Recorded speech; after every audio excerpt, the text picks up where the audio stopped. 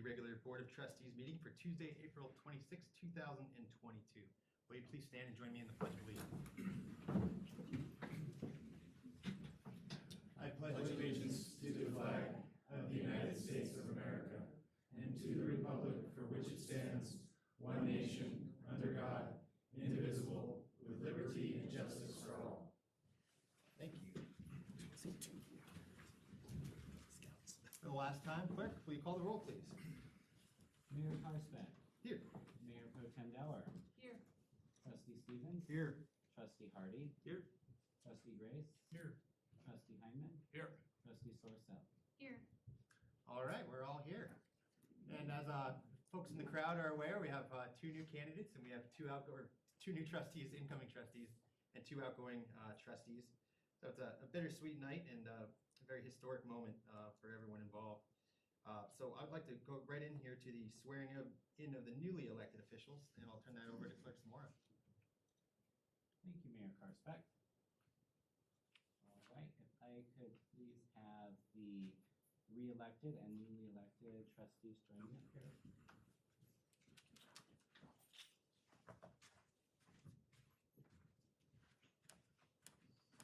Thank you so much, and we'll start with Mr. Hardy. Okay, hopefully I won't miss this out. If you could please raise your right hand and repeat after me. I state your name. Tim Hardy, Do swear do swear that I will support the Constitution of the United States, that I will support the Constitution of the United States, the Constitution of the State of the Colorado, Constitution of the State of Colorado, the laws of the State of and the Colorado, laws of the State of Colorado, and the laws of the Town of Berthoud, and the laws of the Town of Berthoud, and will faithfully perform the duties and will faithfully perform the duties of the Office of Trustee of the Office of Trustee, upon which I am about to enter, in which I'm upon to enter, did I say that right? to the best of my ability. To the best of my abilities. Thank you, and congratulations. All right. Mr. Ayers, please raise your right hand.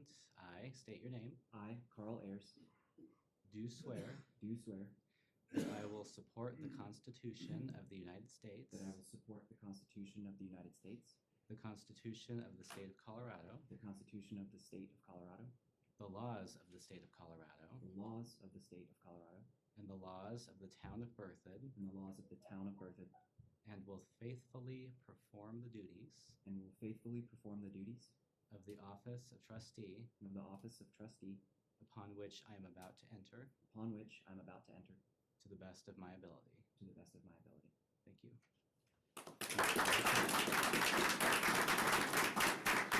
All right. Mr. Murphy, I state your name. I, Sean Murphy, Do swear do swear that I will support the Constitution of the United States, that I will support the Constitution of the United States, the Constitution of the State of Colorado, Constitution of the State of Colorado, the laws of the State of Colorado, the laws of the State of Colorado, and the laws of the Town of Berthoud, and the laws of the Town of Berthoud, and will faithfully perform the duties and will faithfully perform the duties of the Office of Trustee, of the Office of Trustee, upon which I am about to enter, upon which I am about to enter, to the best of my ability. to the best of my ability. Thank you.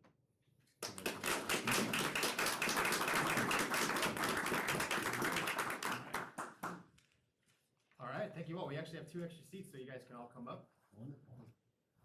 Make it cozy.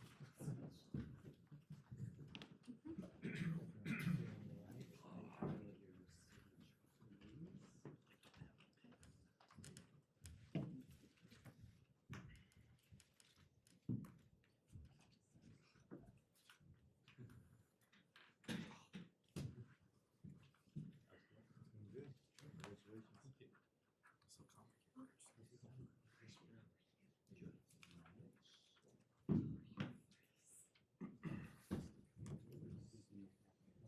You got a pretty good group. So. Getting back. Appreciate it. Yes.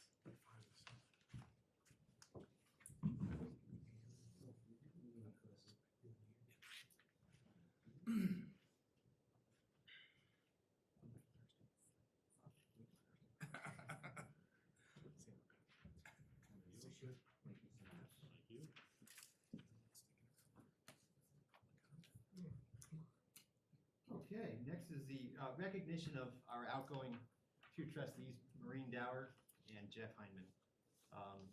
Both also have served with me, both in Mayor Pro Tem roles too. And I'd like to start out with Mayor Pro Tem Maureen Dower.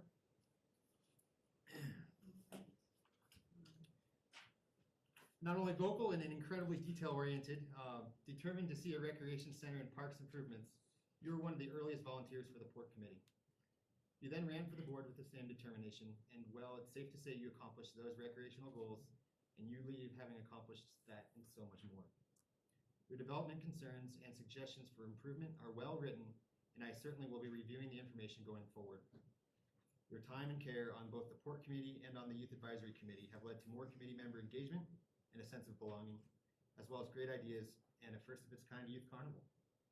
So thank you so much for your time and dedication to the town, and congratulations on a job well done. And we have a plaque here that has your name in both your titles, as well as your years of service.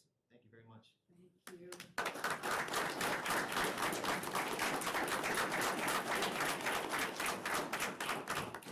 So you guys gotta stand up and recreate the moment here for us. There we Pickle go. the grill.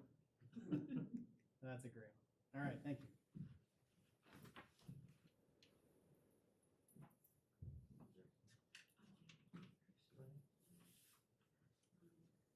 So I think I'm gonna go up to. Okay, all right, sounds good. Because I really, this is really for you guys, Absolutely. Sure.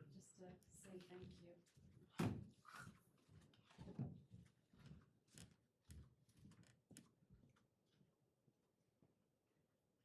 So I'll try to make this brief. What's your name and where do you live? Maureen Dower, citizen, 1608 Hollyberry Street, Berthoud. I just wanted to say thank you, first of all, to my family for giving up so much to allow me to do this. It's been really great. And I wanted to say thank you to the citizens for just giving me the opportunity to represent them. I may not have represented everyone, but I represented everyone to the best of my ability. So when I made decisions and when I spoke, I truly was trying to do stuff in the best interest of the most people. So I really wasn't trying to be one-sided or partisan. So I want people to understand that. Their sincerity was truly there. There were so many, I don't know, improvements, changes, ways of working, and ways that the town has been modernized between the board, how the board works together, how we all get along. We have our code of conduct. We are respectful with each other. And that has really been an improvement since I first started. In addition, we have a fantastic town administrator, town clerk, staff. You guys are all really fantastic. Town attorney, Attorney Smith, you have been lovely to work with. So glad you joined us. And, you know, we're now at a point where our town is more progressive, more forward-thinking, and other towns look to us for what they want to do next. We aren't following anymore, we're leading. And I think that is a testament both to the board that I worked with prior and this board, and I think the future board will continue in that vein. And again, I just wanted to say thank you to all of you for doing what you do, giving up your time in the evenings, on the weekends, doing extra work. You're really doing the right thing for the people of Berthoud. And I also want to say thank you for all the support and humoring all of my ideas, and through spearheading so many different things, some came to fruition and others didn't. But I had the opportunity to try them all. So I just want to say thank you, and I'll miss you guys. Thank you.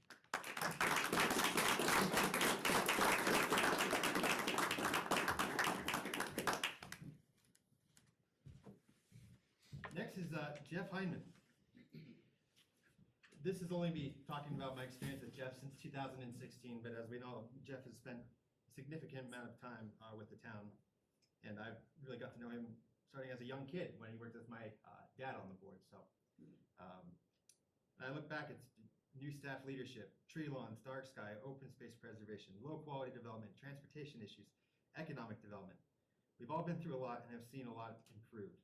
And when I look back, a lot of this was accomplished because of your dedication, Jeff, to the town and because of your years of experience. So thank you very much, and congratulations on a job well done and having some free time back.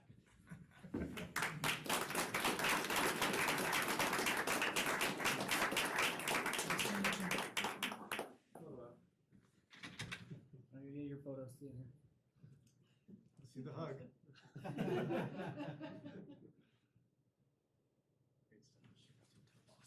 Thanks, Will.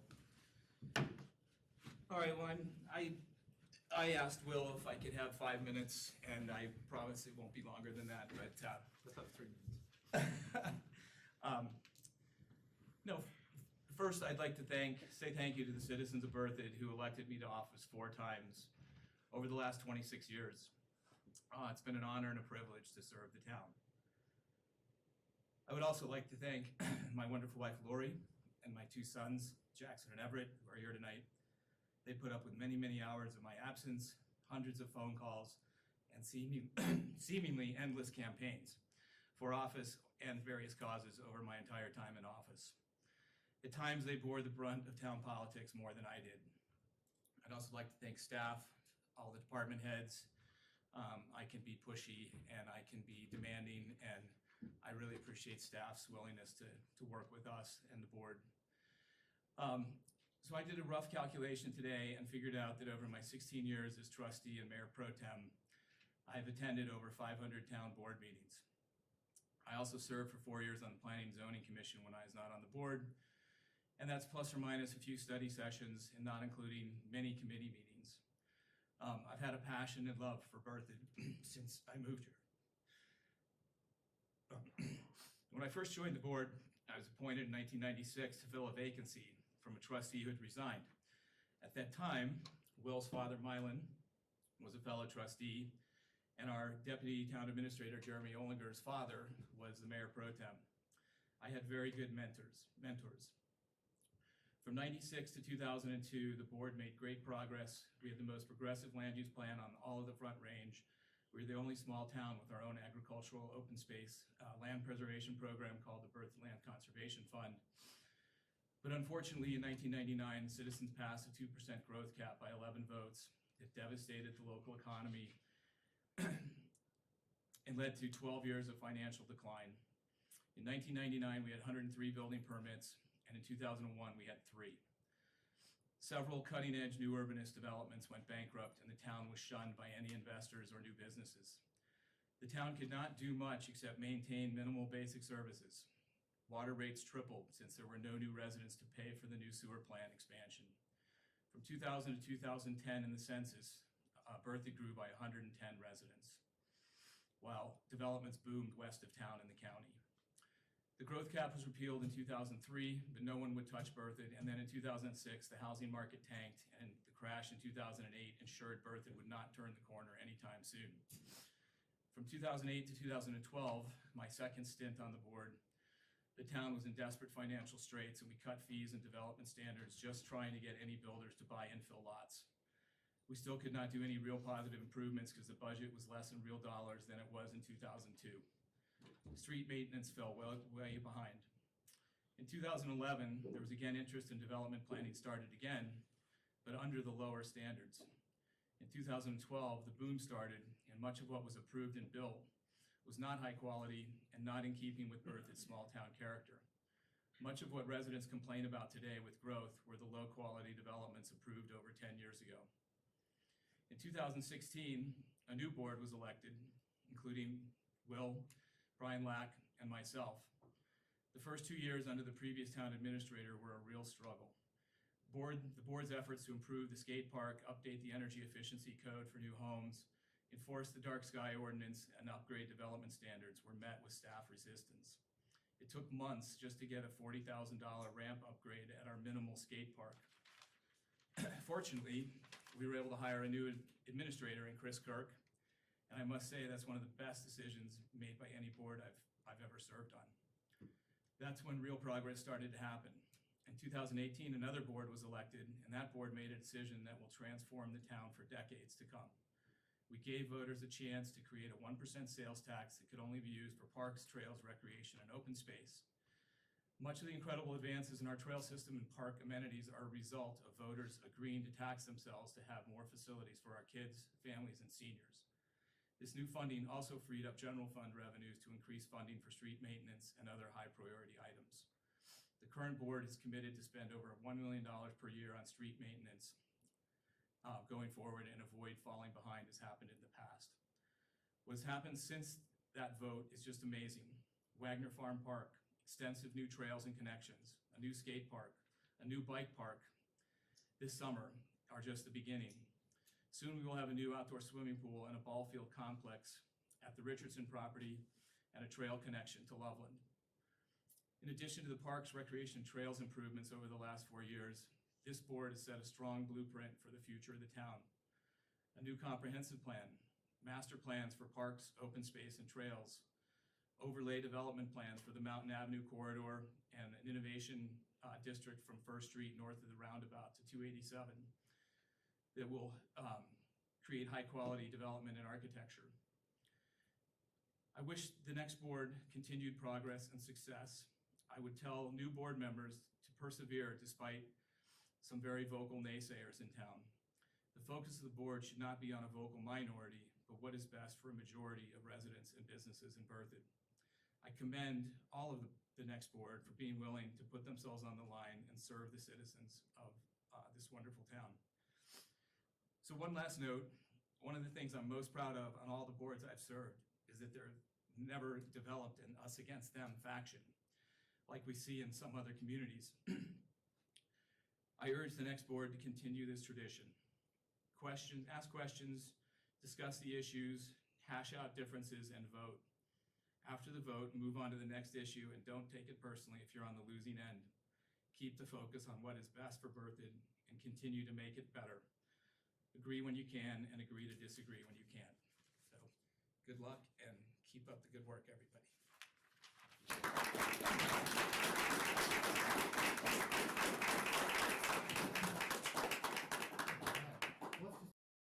Let's just call the meeting back to order.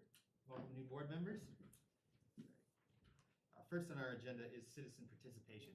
This is for an opportunity for folks in the public, online or here in person, to speak to anything that is not on tonight's agenda. So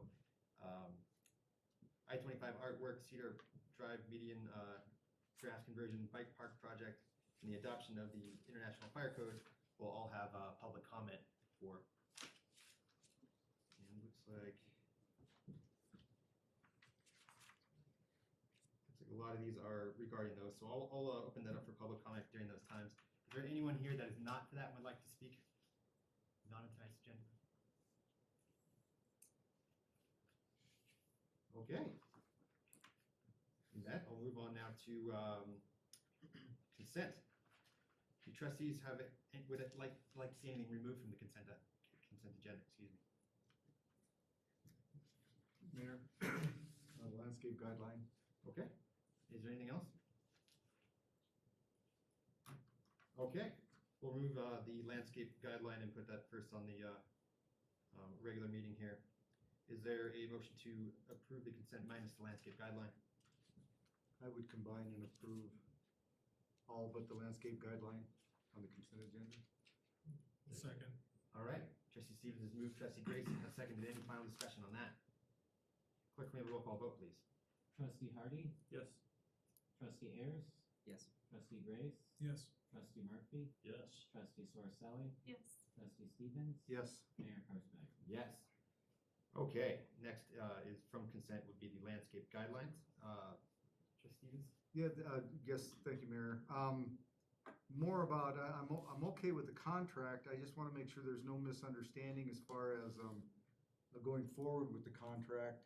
I would, from what I was reading, I would almost suggest that while we look at approving this, set up a study session or something so we can make sure that the organization knows what the board and everybody, the direction we wanna go. I don't wanna, the same thing happened with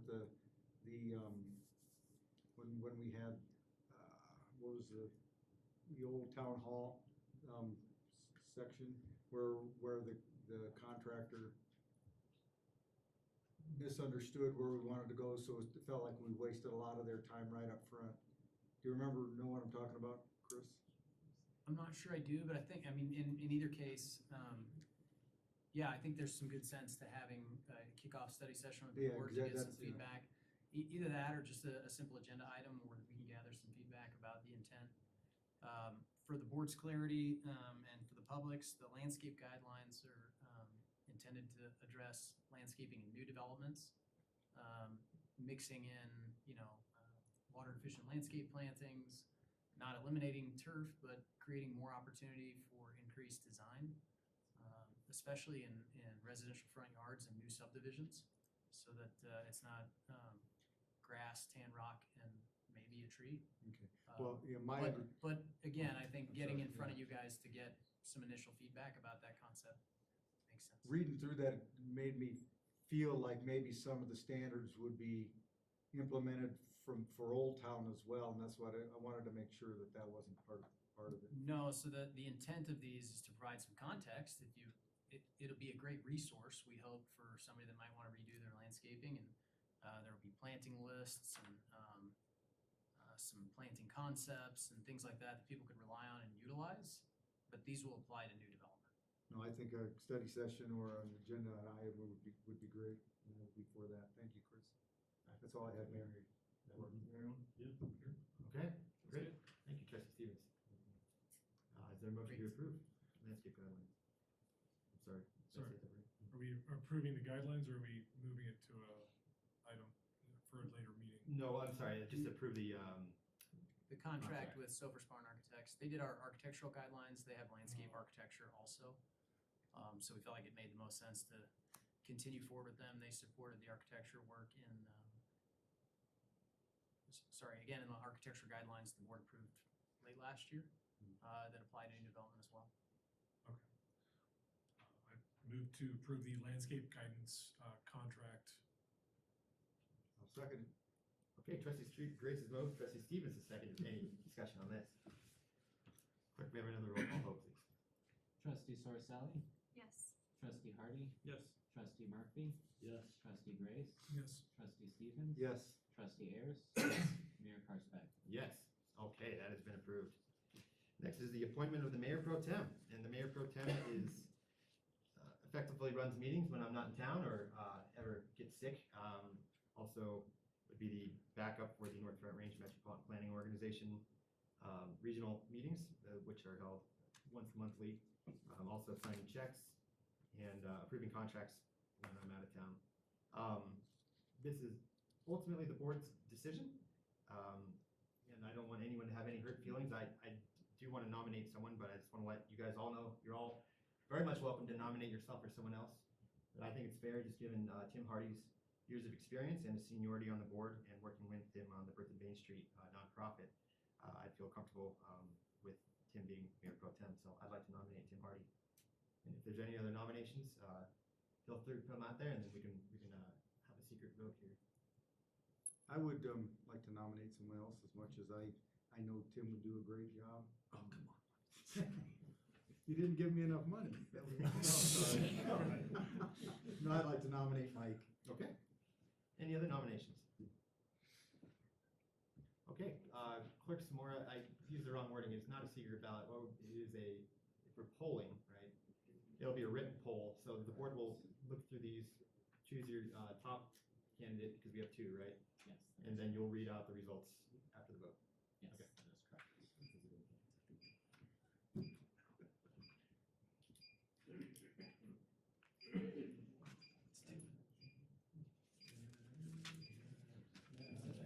is correct.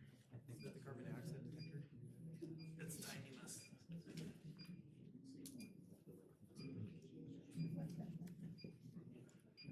feel a little warmer too. Is that?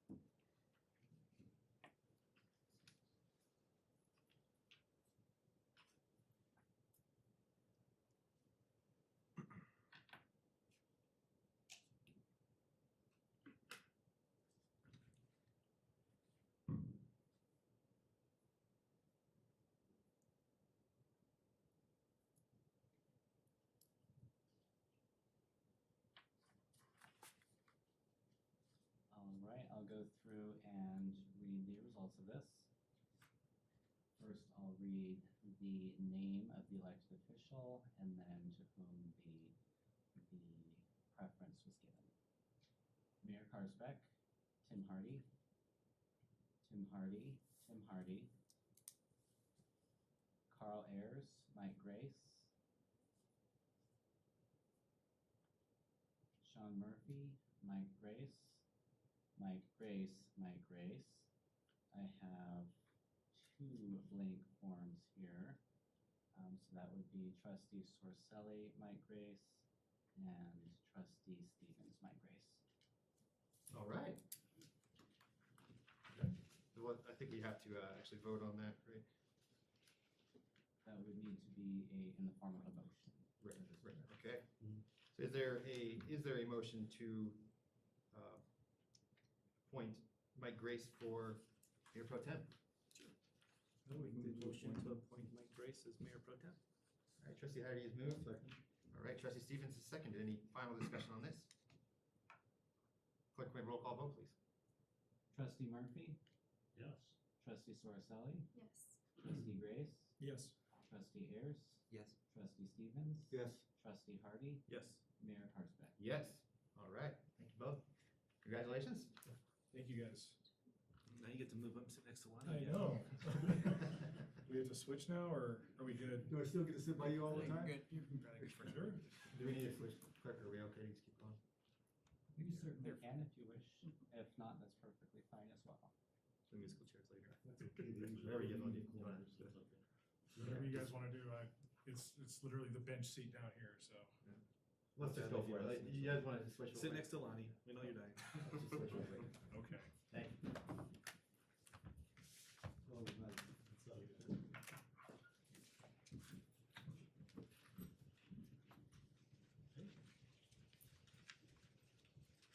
Okay, next is the committee appointments. We had 2 trustees leave. Mayor Pro Tem was in the port liaison. Trustee Heinemann was port liaison, and Mayor Pro Tem Dower was Youth Advisory Commission liaison. Mike, Mayor Pro Tem Grace had expressed interest in youth advisory, and Yes. would you take that on? Okay, great. I would like to, yes, if that's okay with the rest of the board. I'm just gonna make these suggestions, and then we'll see if anyone would like to move around or. And for the other one, Carl, for Port, I know you have a background in Port. Would you be willing to take that on? I would, sure. Okay. Finally, we have an opening for the Tree Advisory Board. Unfortunately, we just can't make none of us can make that time, which is, I believe it's the second Monday. This is the third Monday at 6 p.m. Sean, would you be able to do a third Monday? Absolutely. Okay, great. Okay. Does everyone feel comfortable with those appointments? They're not set in stone, so if times don't work out, or we can always do some type of rotation thing, so everyone. Chairs. Okay, let's stick with those for now. Now we can, let's see, we'll move on to, I don't know if we need to vote on those, do we, clerk? No. Mayor Karsbeck, Yes. did we cover historic preservation? Oh, Trustee Hardy would say in that. Thank you. Unless somebody else wants it. Who's doing work? Carl Ayers.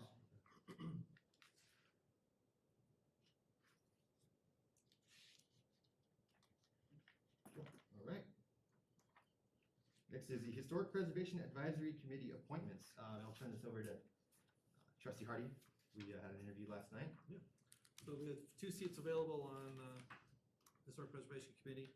We had 2 candidates sign up. Only one was able to make it last night. We'll reschedule the second interview later on this month. But we did decide to appoint the other applicant, James Massey, to the Historic Preservation Committee.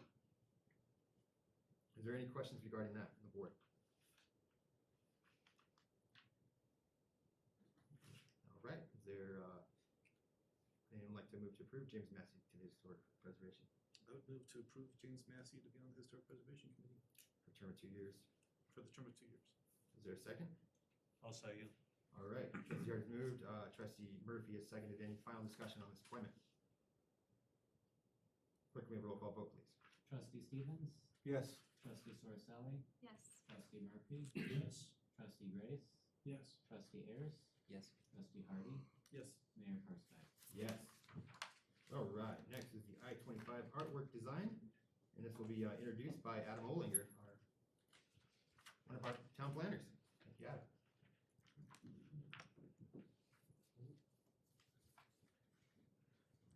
Good evening, trustees. As you guys, or most of you are aware, back in April of 2021. Back in April of 2021, the board approved an RFP to find an artist, local artist from the state of Colorado, or preferably Larimer County or local area, to construct 2 art pieces in the roundabouts going in the I-25 and Highway 56 interchange. Back in, I think it was October of 2021, you guys chose Mr. Tim Upham and his design of the Bertha bouquets to move forwards. So at that meeting, you gave him some advice and some inspiration to maybe tweak here and there a little bit, and you gave town staff permission to proceed forwards with trying to find someone to provide some landscaping to complement the pieces and make them more than just bare bones. So with that, I have both Tim Upham, the artist of the artwork, and Roger Sherman, one of the landscape architects, working on the project here tonight to go through with their proposed renderings. So, Tim, would you like to take over? Thanks, Adam. Good evening, trustees. Nice to be back. Just a very quick update. I believe after presenting that evening, there was I showed 2 concept ideas, one with color, one without. As we had a meeting with CDOT at the end of February, they said no to the color. They wanted, we're in the 10,000 foot concern for the color. And so they wanted to see just strictly the metallic colors with the stone. They also were not big on any kind of lighting change. They don't mind the lighting, which is great, which is wonderful. We talked that evening about possibly a slow rotation of color, and they didn't like that either. But we kind of, that's CDOT. But anyway, that's just the update, and I just thought I'd let you all know for what's going on. And then Roger has got a really nice presentation for the landscape, and I'm excited myself. So anyway, that's it for me. Thanks. Unless there's questions, or we'll take those after. Okay, we'll do that after. Okay. Oh, Mr. Sherman. Hello, how is everybody? Good. Good. Nice to be with you here tonight. I've just got a few images to share, and I'll try and get through them pretty quickly. I guess kind of thinking back to when we started this, the idea was to create something that has a real presence from I-25 and from Highway 56. And I think Tim's done a marvelous job at creating something that really is representational of the town and kind of the garden spot kind of idea that the town represents. And I really love the fact that you guys pushed him to do something different on both sides of the highway, and I think that really is terrific. So we've tried to kind of build off of what Tim started, and these are really sizable roundabouts. One's about 110-foot diameter, and the other one's not quite that big, but still sizable. And so half of this is trying to do something that really doesn't take away from the art, adds to the art, and but also make something of the whole space of the center islands. And so that's what we've really tried to do. We've also really tried to focus on a landscape that's really pretty easily cared for out there. So we're not spending a lot of money on water or, continual maintenance. So those have kind of been the ideas that have been driving some of these ideas. So I'll just switch through some of these images really quickly. So this is approaching the east roundabout as you just pass under the bridge of I-25. And this is a view, and we can kind of zoom in on some of these later here, but the idea was that the signs would be facing the off-ramps from I-25. And if there's a way that we could design it so you could see the sign from the off-ramp plus I-25, that might be something we could try and do, because that would even be better if we could accomplish both at the same time. But so the idea with this one is that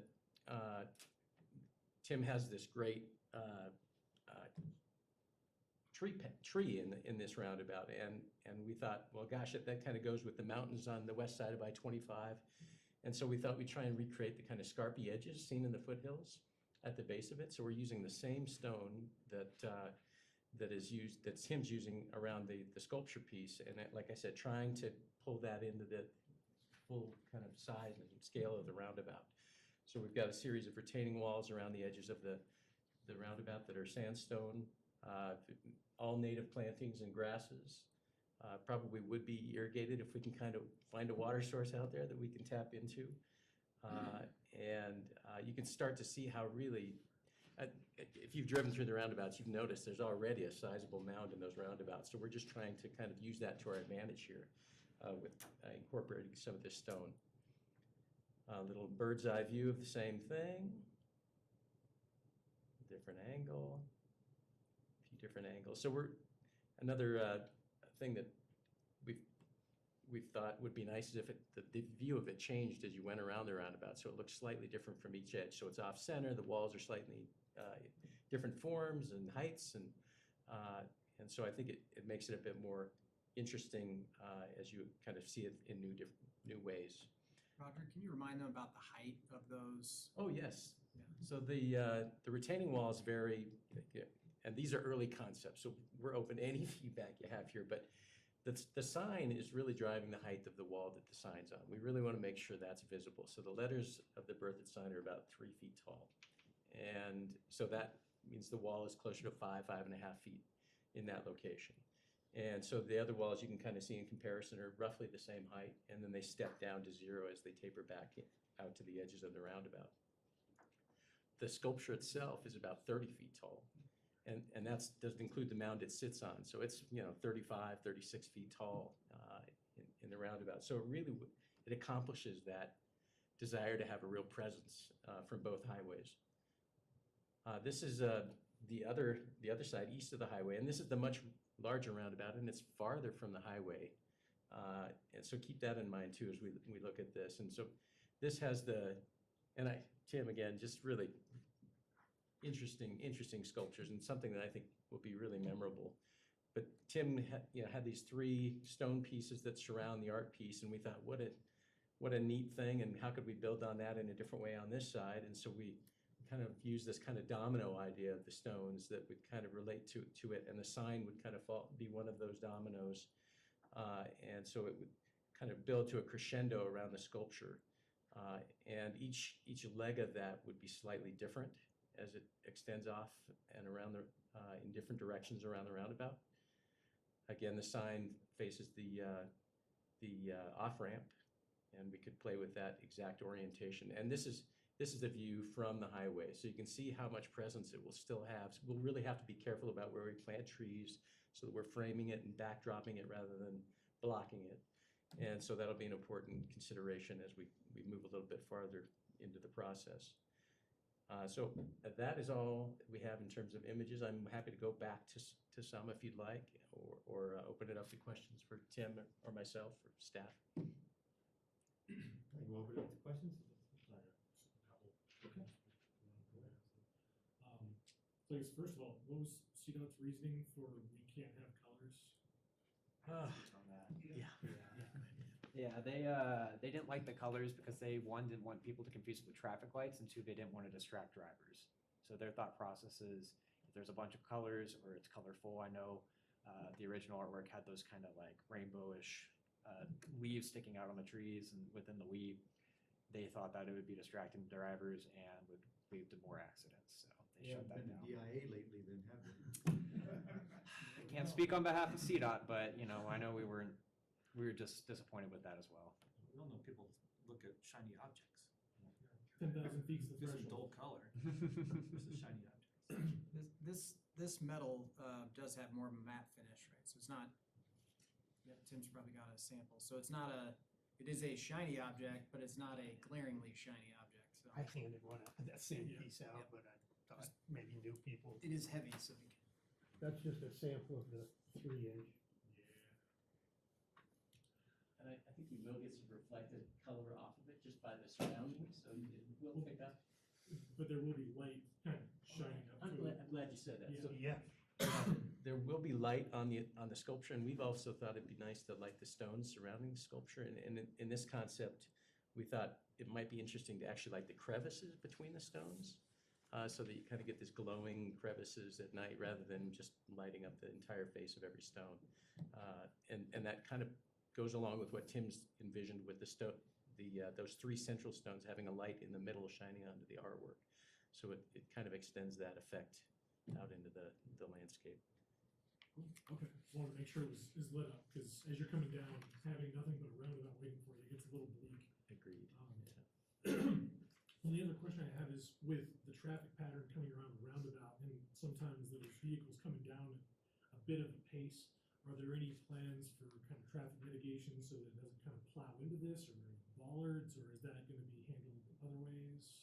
Well, as you can imagine, there's a lot of signage, and that's the thing we is not depicted here yet, and we need to make sure that we place the Bertha Town sign in a location where those other signs that are trying to create that more safe traffic flow it takes that into consideration. In terms of traffic slowing, the roundabouts are intentionally designed with these islands that approach them that force you to kind of weave and slow down before you enter the roundabout. Sure. And so that is the way CDOT has designed the roadways themselves. But there are no other physical speed bumps or anything like that I'm aware of in the design. Okay, so it's just the shape of the road, perfect thing, anybody from going Dukes of Hazzard over it? Yeah, like the video of the car launching. Yeah, that's what I'm worried about. Okay, yeah, it's designed around that, it's lit up. Yeah, in fact, if you, this let's see if I can find a better image, but you can see those splitter islands that in the approaches to the roundabout really direct traffic around the central island. And so I think that alone really helps. And obviously the striping and all of these signage work together to try and guide people to the right places. It's happened before though, what you've said, what you just described. Yeah, okay, that's all the questions I had. Any questions? I'm actually curious, and I don't know if this is for the designer in town, but I guess I didn't know we were gonna put trees in the area around. Is that just conceptual, or are we gonna plant trees around the area? Because that would be nice to break up the concrete. Yeah, one of the things that Roger and his team are not just working on the roundabouts, but just the landscaping in that roundabout generally, right? So it's not just the center island and the roundabout that they're working on. And yes, we would definitely want trees out there. Yeah, I think especially if we can get irrigation, I think that we're really dependent on irrigation for those kinds of improvements. So there's one side of the highway has more access to water than the other. And so those types of things may have to come later on one side of the highway. Hoping not, but. Just the parking lot there, it'd be nice to have some trees with some benches and tables and. Agreed. While you're waiting for your bus or your ride to pick you up. Yeah, I agree. And I think having less views to the parking lot when you get off the highway and really focusing it on this town signage, anything we can do with some landscaping would really help that way. Yeah, yeah. Anything else? All my questions have been answered, so Okay. thank you. Thank you. Okay. I did promise I'd open this up to the public. Okay. So if there's anyone in the audience that would like to speak to this, feel free to come up and. Chief.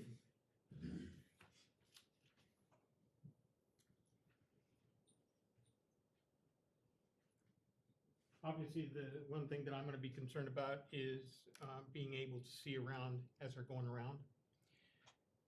the roundabouts that we have now, they're a lot smaller. I will give that some credit to the bigger roundabouts. But as they're going around, there's too much inside of the roundabout.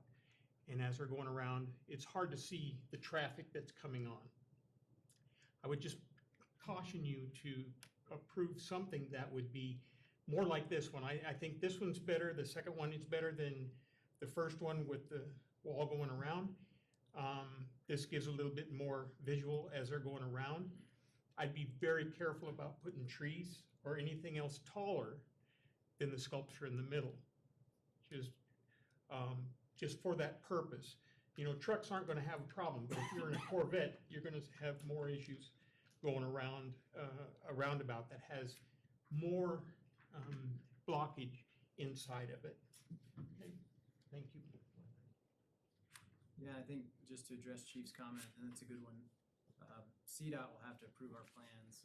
They're obviously concerned about site distances, and they've got all kinds of standards for how that'll work, so that'll definitely be something we'll consider as we go forward. And CDOT did build, I don't know, those are probably 4-foot tall mounds in the center of the roundabout. That was their design and intent. It's true, and it was intentional. Roundabout schools of thought are really, they're trying to focus the driver's attention on the traffic that's approaching them from the left. And they actually recommend mounding the middle of the roundabout so that you're focused, you're not so distracted by traffic entering the roundabout from the other spots. It's just the approaching leg towards you is kind of always been why they've done that. And so I understand the Chief's concern, and I think maybe there's things we could do to limit how far it reaches out towards the edge of the roundabouts and things like that. And we can do some studies too that actually, these are all illustrations that are intended to help you understand kind of the mass and size of things, but maybe some views from the ground level would be helpful to understand. And we could put cars in different spots around the roundabout so you could really see how that could work. But that's what, I'm not a roundabout expert, but that's what I've been told by some of the experts that are involved in this project. I think with the, no comments. To answer your question, I don't think, is there anyone else in the audience who would wish to speak? Sir?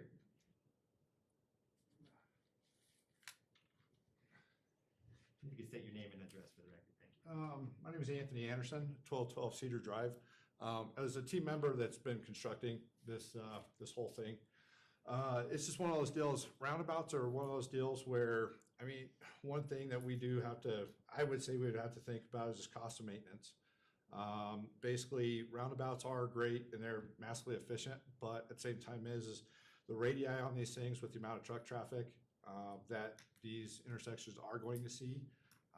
The wider we go, you know, basically the higher increase of, you know, striking this stuff and cost of maintenance that goes into it. So it's just, as you move along with this concept, just make sure we take that into account because, you know, although roundabouts are great, massive, you know, traffic flow increase for the amount of traffic that we do see, I mean, they are a maintenance nightmare. I mean, we see that day in and day out. So especially, you know, the more we increase these, you know, around the state, so. Thank you. Is there anyone else? All right, I'll bring it back to the board. Thank you both for speaking up. Well, Trustee the comment I had is, it plays off of that. Somebody had talked about possibly pulling the walls in. That could help with visibility and lessening the chances of it being smacked too, or Dukes of Hazzard, as it was called. So. I think that's very possible. One thing I should have pointed out here, the lighter, there's two kind of bands of color around the perimeter of this central island. The lighter gray is the curb and gutter around the roundabout, and then there's quite a wide concrete apron, they call it, around that central island, which is already in place today. And then at the edge of that, the inner edge of that, there's a 6-inch curb on that edge. And this is already being used by truck traffic. So it would be, we could probably start to tell how far trucks are traveling into that apron just by, you know, a quick stop out there. But I agree. We can, we can pull things in even further just to kind of reduce the possibility that they'll be struck by anything. And CDOT does have clear zone requirements for all of these kinds of things and site distance requirements and all of these rules that we have to work within as we move farther in this design process. So these are great comments and things we can take forward and incorporate into the next version. And I will just, for a reminder for the board, we don't, CDOT still controls the roundabout and the intersection and the hardscape improvements out there. But they'll be allowing us to landscape within their right of way, under a permit. And so they're gonna have to go through, we have to go through that approval process for everything we do out there. And I don't know that this, we just did a quickie little animation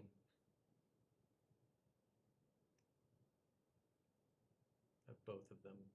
And the town staff has all of these images if you haven't seen these, and we can, again, as we adapt this design to integrate your thoughts and comments that we heard today, we can do this again.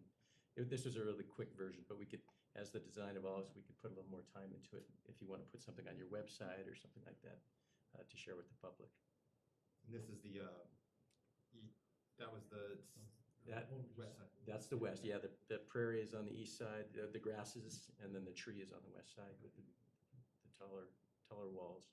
And the images that were included in your packet are available online through that packet. We can post those as well. If anybody's interested, we can make them a little more easily accessible in getting into the board packet to get those. What did trustees do? Go ahead. Trustee Torricelli. I'm honestly really impressed because I was nervous about how much change was going on out there, and I think the rock formations, it just feels very Colorado. It feels very Berthoud, but it also feels extremely unique and not similar to neighboring communities. So I just want to commend you. I think the design is really beautiful and really striking. Well, thanks. That's something that we've been talking with staff about too, is really setting Berthoud apart, and so I'm glad it feels that way. Trustee Ayers, how do you feel? Same way. I'm really happy with the unique feel of it. I like the fact that you kind of have to come off the interstate in order to see the road sign, as opposed to some of the ones that are just kind of in your face. They look more like billboards, and this looks more like an entranceway into the town. So I think you both did a really good job. And besides the other comments about sightlines and whatnot, just thank you. Thank you. Trustee Murphy? I couldn't have said it better than Trustee Ayers. So, yeah, thank you for your hard work. I look forward to it coming to fruition. So, thank you. Trustee Stevens, how do you feel? I'm same thing. It's a wonderful. It looks like Berthoud, and I like it. Trustee Hardy? Just that note, we're gonna have the nice roundabout 25. That's my, I like it. Mayor Pro Tem. It's great. I mean, this is exactly what we wanted to have it come in as the gateway to town and gateway out of town, so no complaints. Looks great as long as all those safety protocols are observed, which they will be, should be coming. Sad they don't have colored lights on it because 10,000 is that threshold, I guess. But okay, works for me. I agree. Yeah, I think others have said it better, but I believe this will set us apart. I love the kind of dichotomy of the wet and the dry, or the grass and the arbor, the tree. So it's fantastic. Terrific. Tim, I'm glad to see you're back. That was a pretty nerve-wracking last time you were here. So Yeah. you got the award, and now hopefully a little more relaxing to be here. But thank you both. Yeah, thank you very much. All right, would anyone like to move to approve this? I'll make the motion. Okay. I move to approve the proposed I-25 artwork design. Okay. Is there a second? I'll second. Trustee Torricelli has moved. Trustee Hardy has seconded. Any final discussion on this? Clerk, may we have a roll call vote, please? Trustee Ayers? Yes. Trustee Sorcelli? Yes. Trustee Stevens? Yes. Trustee Hardy? Yes. Trustee Grace? Yes. Trustee Murphy? yes. Mayor Karspeck? Yes. All right, thank you. Thank you both for being here tonight. Number 6 on our agenda tonight is the Cedar Drive median native grass conversion, and this will be introduced by Keith Knoll. And Mayor, if I could bring something up. Could you turn up your volumes of your mics, please? We're having a hard time. I'll talk to, hold on real quick. Trustee Murphy, go ahead. Oh, I just had a quick announcement. As a resident on Cedar Drive, I'd like to recuse myself from the discussion in this matter. Okay, great, So- thanks. I'll come get you, or we'll get you. No problem. Thanks. Clerk, do we have a mic or a volume issue? Is there a way to turn it up? I did turn it up. No, thank you. Hopefully this will help now, sir. Maybe a little bit more. All right, sounds like there's several people on. Guess we'll just have to yell. Yep. Better? Yeah, Okay. that's better, thank you. Thank you. And you guys let us know. Mr. Knoll? Thank you, Mayor Carspect and trustees. Today I'm presenting the Cedar Drive Median Conversion Project update. It hasn't formally been presented in front of the board. The Cedar Drive median is located off 4th Street, next to Cedar Drive. It is 2 street medians, roughly under an acre in size. It currently covers an irrigation ditch. That's what's underneath it. It's a piped irrigation ditch that goes out to the farmlands. Currently, it's covered in Kentucky bluegrass and has some ornamental beds. It's maintained by our Parks Department, but we do not consider this a park space. We consider it a median. We can tell it is used somewhat as a dog walking area. We have dog bags there. There is currently a bench there that was not put up by recent staff as well. So what kind of kickstarted this project is our communication partnership with Northern Water that we have, and we've been working with them for a few years. We meet with them for trainings. We meet with them for grant opportunities. Over the last few years, these are a handful of grants and partnerships that we've done with Northern Water. The first one's at Hillsdale Park. It was a Xeriscape garden at the entrance. It didn't used to look like that. In 2020, we had almost all town-maintained turf areas audited for their irrigation efficiency. In 2021, we redid some ornamental beds located at Railroad Park and Vine Park. And during that year, we also started kind of major irrigation improvements throughout the parks, mainly our lower efficiency parks. So for this project, and this idea comes from looking at landscapes we have, and if we were to make them today or sketch them up today, would we have done it this way? As we've worked Northern Water, we've seen HOAs and communities take high-use water areas, which are mainly areas that are desirable for athletic type play or just being playing fields, and that would be your Kentucky bluegrass turf. So in this instance, we believe we could turn this from a high water use to a medium water use turf, which means you remove the Kentucky bluegrass and you plant with a blue grama buffalo grass mix. As with our Vine Park, Railroad Park ornamental beds, those were designed in partnership with Denver Botanic Gardens, and they also have medians that they design, and they made a quick example of what this median could look like, being a lower water use area that still has aesthetically pleasing features and looks, and then also if it's still an area people want to walk through, they can, because it is that type of turf. For this case, for the next couple years, the idea would be to convert to turf. That's kind of the first step. This picture is an example of a neighborhood in Fort Collins. It's Pelican Ridge. This was done by an HOA.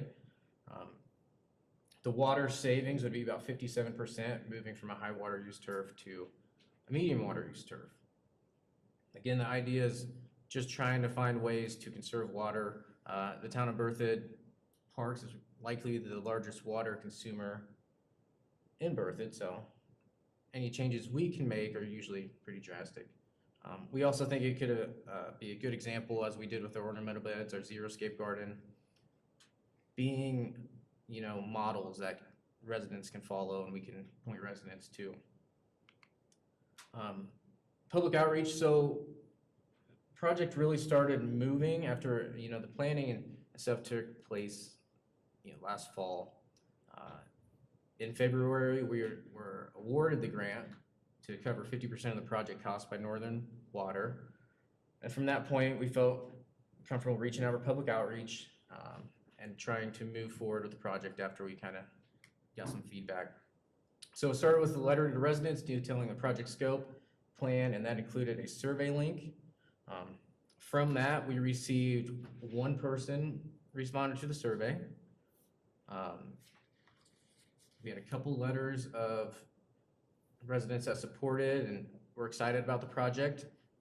And then we had one letter that included a petition of 20 resident addresses near or around Cedar Park, Cedar Drive residents. There's roughly 30 residents around Cedar Park.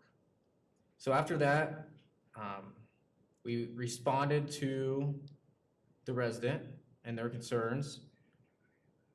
We released a door hanger, so instead of a letter, we went and put the door hanger on everyone's homes.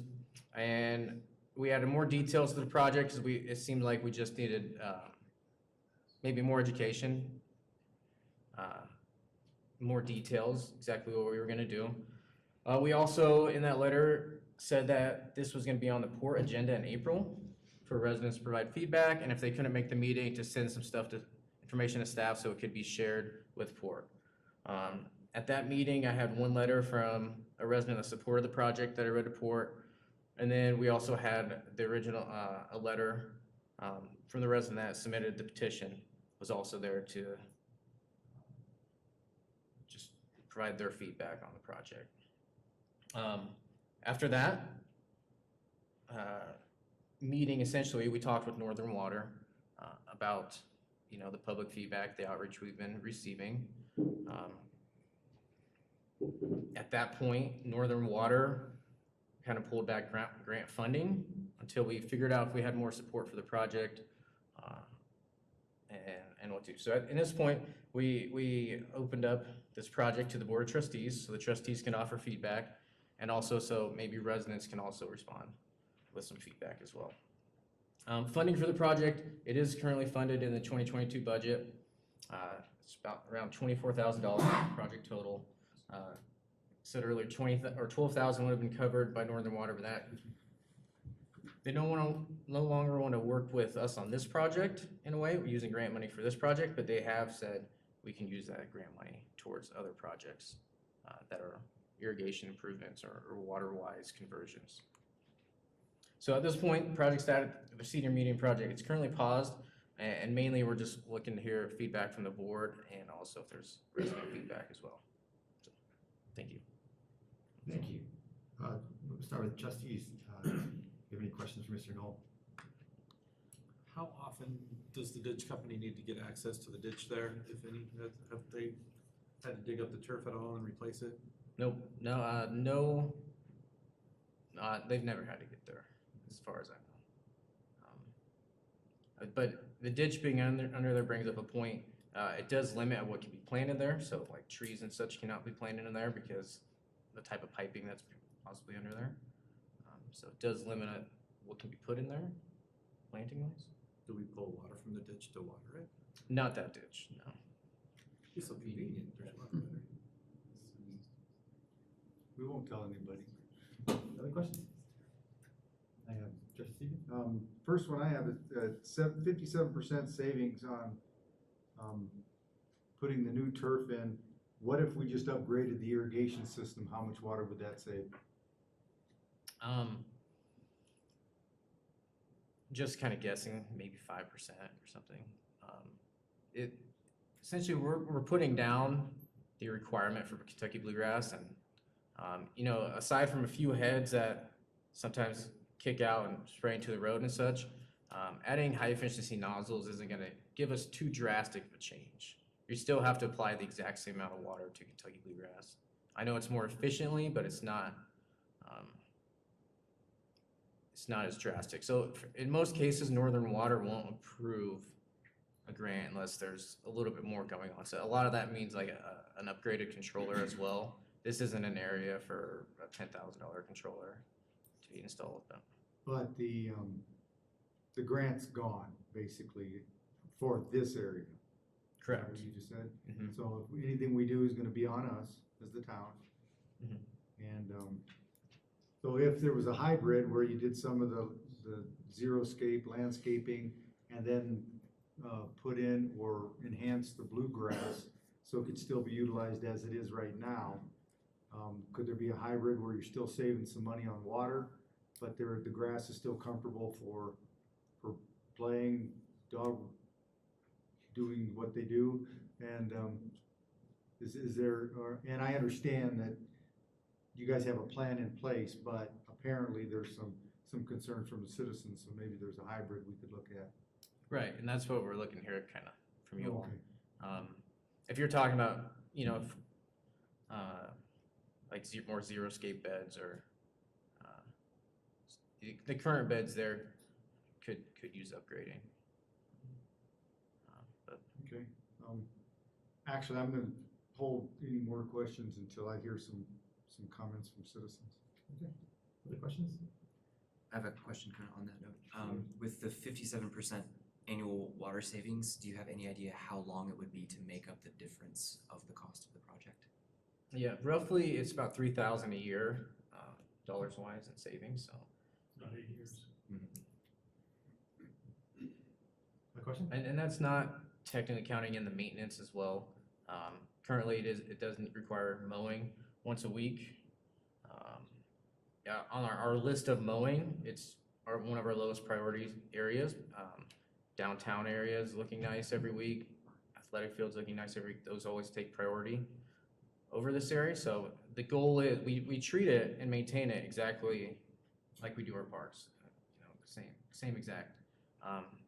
Where it has a little less is with the mowing.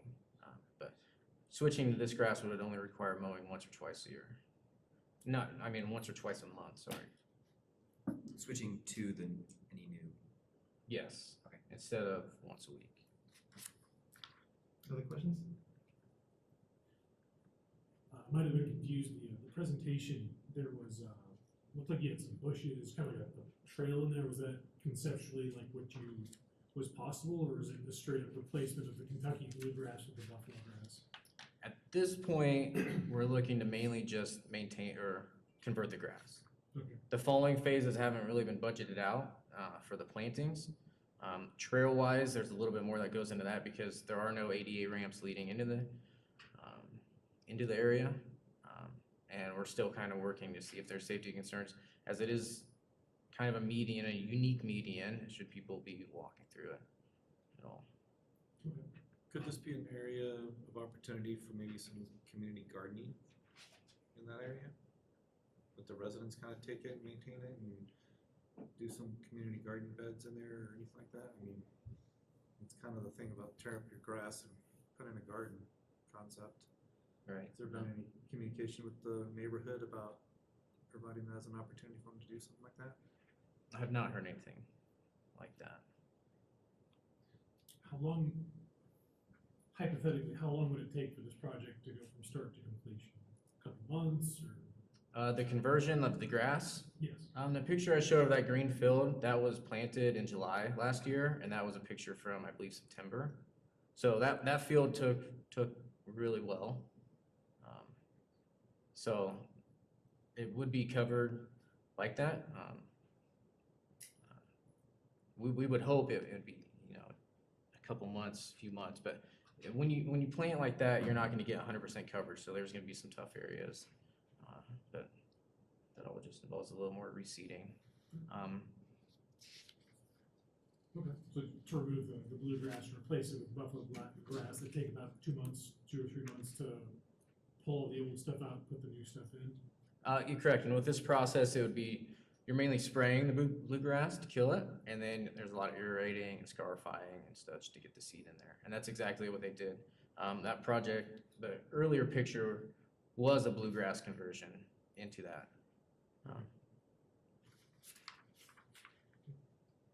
Good questions? Mr. Knoll, what is the plan for the saved water? Do we have a plan for it? That's what we're looking at later. I mean, we're conserving water, but where are we putting that saved? We don't treat water that way really. It would just go back into the pool of water that we have available to us. You guys thought about having a savings plan? We thought about having a savings plan. Not in the, I don't think it specifically is what you're asking in terms of like, if we save 300,000 gallons here, we can put it over here. It just goes back into the pot, right? And then my only other question here was with the pictures, which, so I found some gamma grass today in town, and it looked kind of like this second picture here. It looked like in both in the packet and the buffalo grass I saw today, they don't really get green until next month. Correct. So included in the packet were pictures I took. You can tell it's very brown, and that is a drawback of it. It does stay brown a little longer, so it greens up a little later, and it turns brown a little earlier. Always paint it. Yeah, and I think, practically speaking, with Northern Water having kind of backed out of the grant, town staff doesn't have a desire to continue to push this project forward. It's a good opportunity to get your feedback about these types of projects. But I think for all intents and purposes, this project is on pause indefinitely. Okay, good enough. Yeah, so okay, that final picture looks like last week. It looks pretty white there. Okay. Mayor, I have one Yes, more Trustee question. Stevens. So if it is on pause indefinitely, is there any funds that we could, I know there's some maintenance, some upkeep it needs, there's some dead spots and that type of thing. Is there any kind of funds that are slotted to improve that, since we're not gonna, I think the simple answer is our goal would be to continue to maintain it the way we have for the last however many decades it's been there. okay. And there are some issues with some of the turf there, so we wouldn't try to, is that just a sprinkler head issue, or do we know? Minor, yeah, there are some irrigation issues, and definitely some controller issues that we experienced over the last couple of years.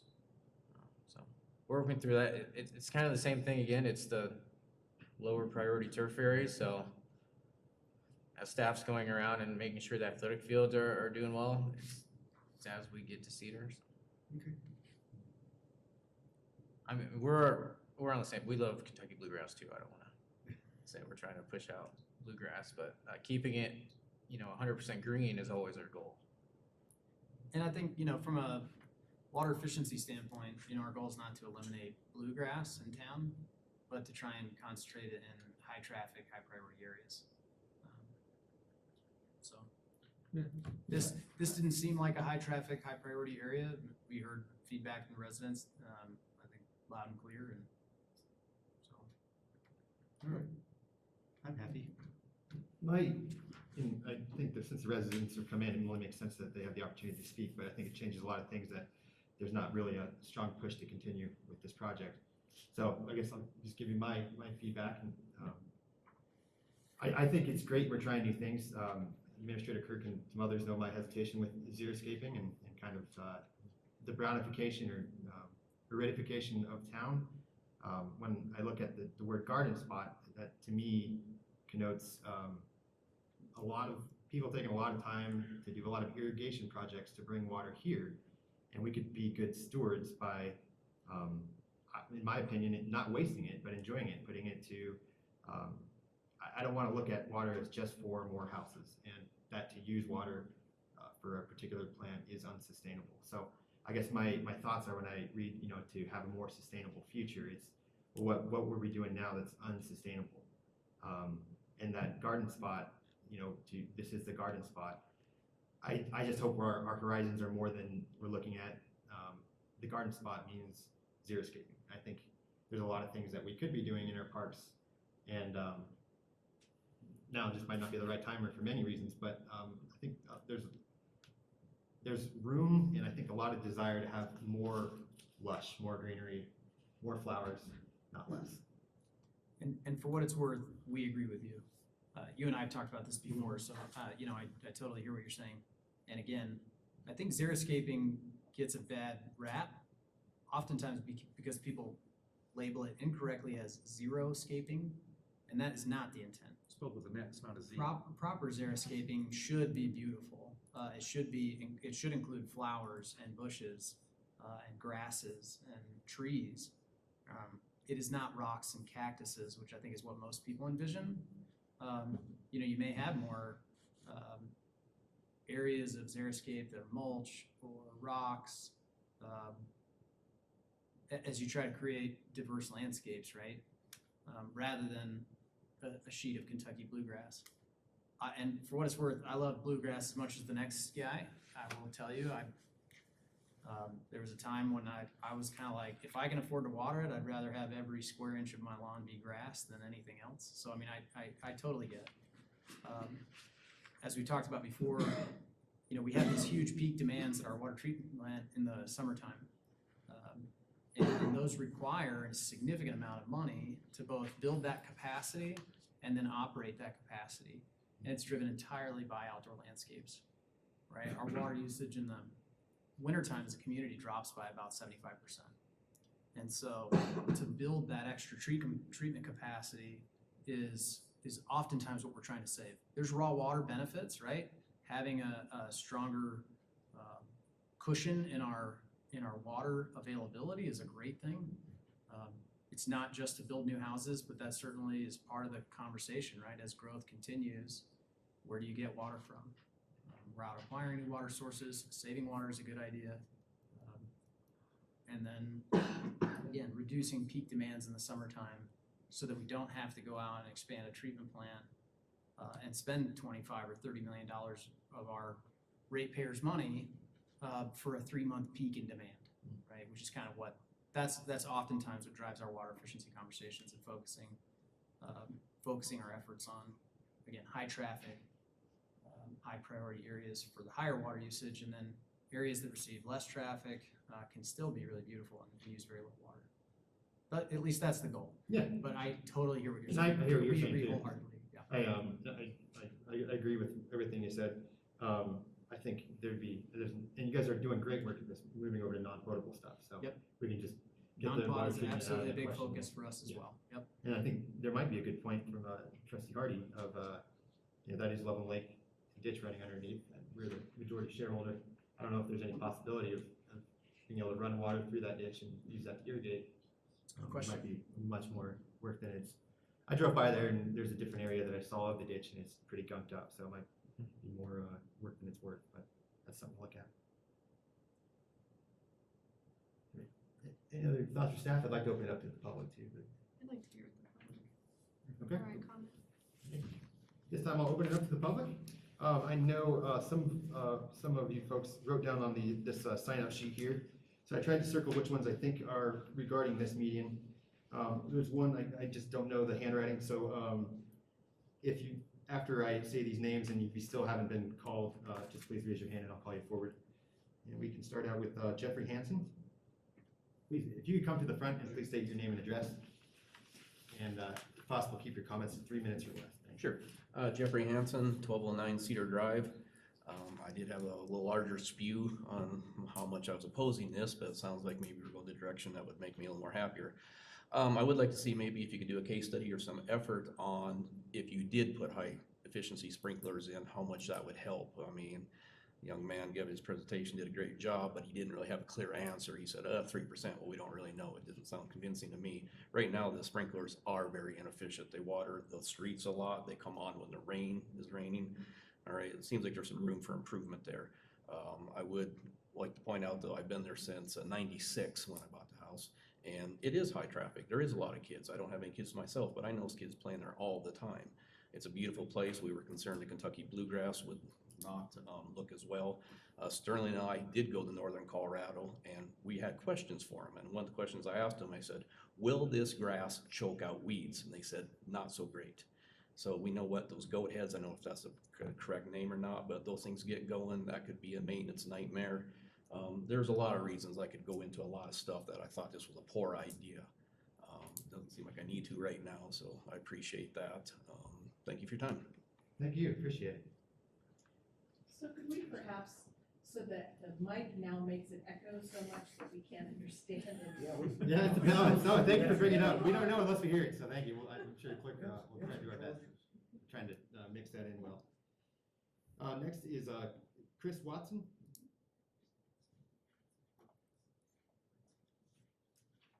Chris Watson. I'm also on 1210 Cedar Drive. The way this information first hit me, the gentleman here referenced some of the flyers or letters that we got, and I think I got notice of a potential meeting when we were just heading out of town for a funeral several weeks ago. And then I think I did get a flyer on the door this week, and all the information sounded to me like imminent, like this is what we're doing, we're just letting you know.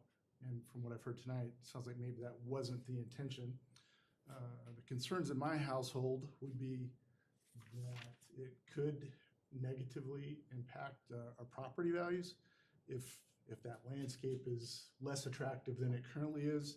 And there certainly is a lot of weed activity.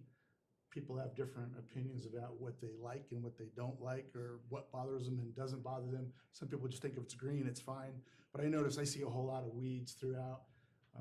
I'd rather not have all those weeds seeding and blowing into my lawn. I have, by and large, nice Kentucky bluegrass and like to keep it that way.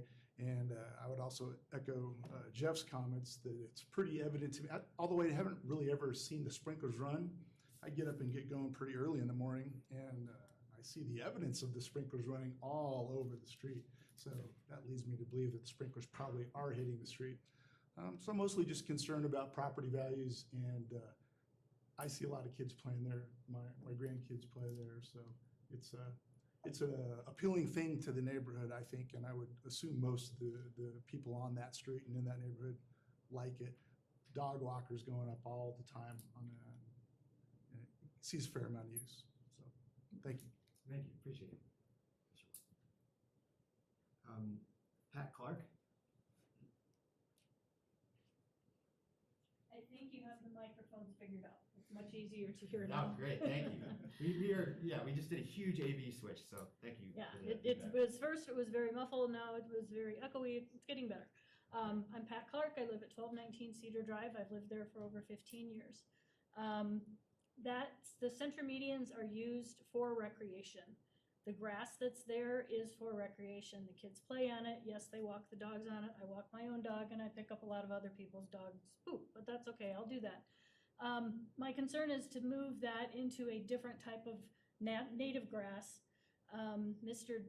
McMartin from the Park Committee, is that his name? Derek McMartin. He sent me some pictures of a place in Fort Collins where they also put this grass. An aerial vision this from recently, it's all brown, and it's not going to cover the median in grass. There's going to be bare spots. That concerns me for walking the dogs, for walking my grandkids out there. It's not a place where kids are going to want to play, and that's what that area is. It's for recreation. The sprinkler systems definitely need to be upgraded and adjusted. They do water the road quite often, and the north section, the north median, is really quite full of thistle. If a broadband was put down to kill that, I think that grass would come back. But I really haven't seen the town do a lot of maintenance on it. If all they're going to do is mow, then if we have permission as residents to do the trimming on the rose bushes, let us know. But we'd appreciate keeping the real grass and not switching it over. Thank you. Thank you. Sterling Myers?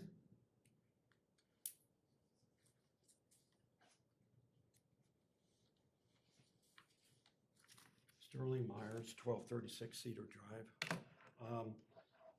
I know this project has been talked about by the Port Committee for the past year and the Water Conservatory outfit just north of us, but nobody informed the Cedar Drive residents. We were totally surprised when we got our letter on March 17th. They waited a whole 12 months before they told us what was going on. We immediately got together because we knew it was a bad idea. I've lived on this street 40 years, and I know how bad the wind is. We're going to have soil erosion. We're going to lose topsoil. we're gonna have a lot of weeds.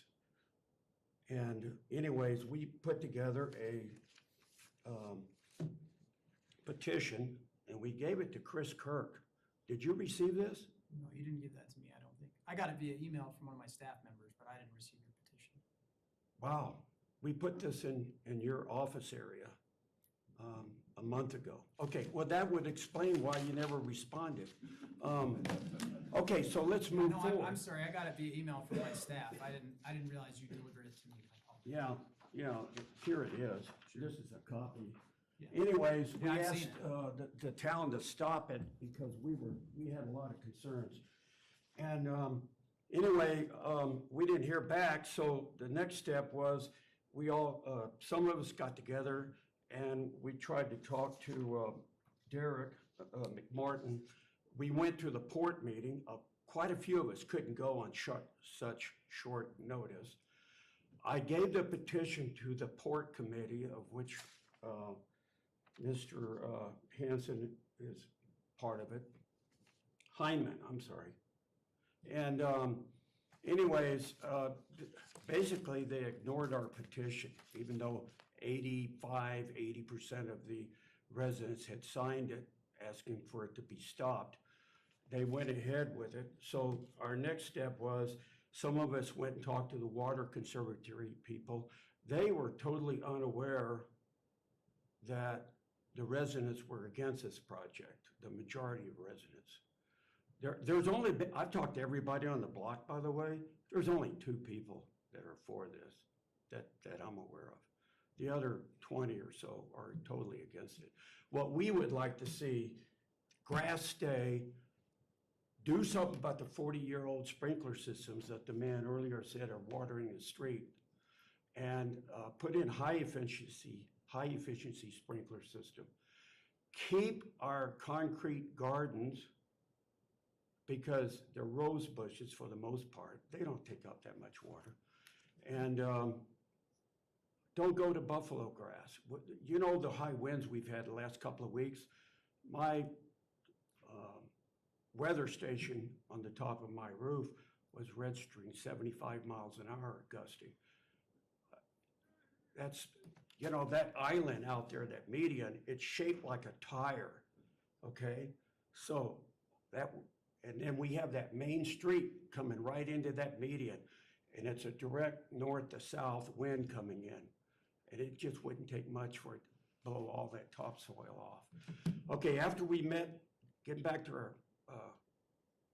meeting with the water conservatory people. Mr. Myers, we've hit 3 minutes, but feel free, I know you're kind of speaking for the group here. Yeah, so anyways, they told me that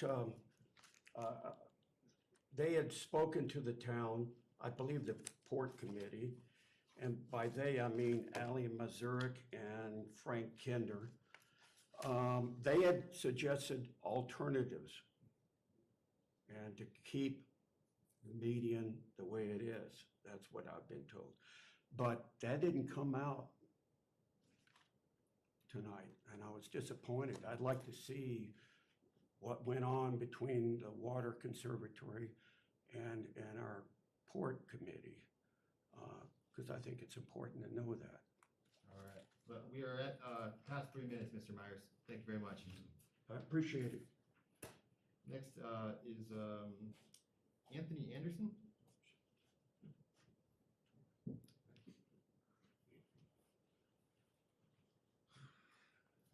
Anthony Anderson, 1212 Cedar Drive. In fear of just continuing to beat this dead horse. You know, again, my kids play through the median, et cetera. It would be a real hard pill to swallow to take that away from, you know, my 7-8-year-old daughters. Knowing that we're trying to take that out, save, you know, a little bit of water, when right down the street, you know, you can measure in acres, you know, the amount of grass that we just planted at the Wagner Rec Center. You know, I mean, knowing how many taps we're tapping for new housing, et cetera, at, you know, US average 4,000 gallons, you know, per month-ish. So, I mean, for the amount of water we're trying to save, which I completely understand, we're giving and taking not at the same scale.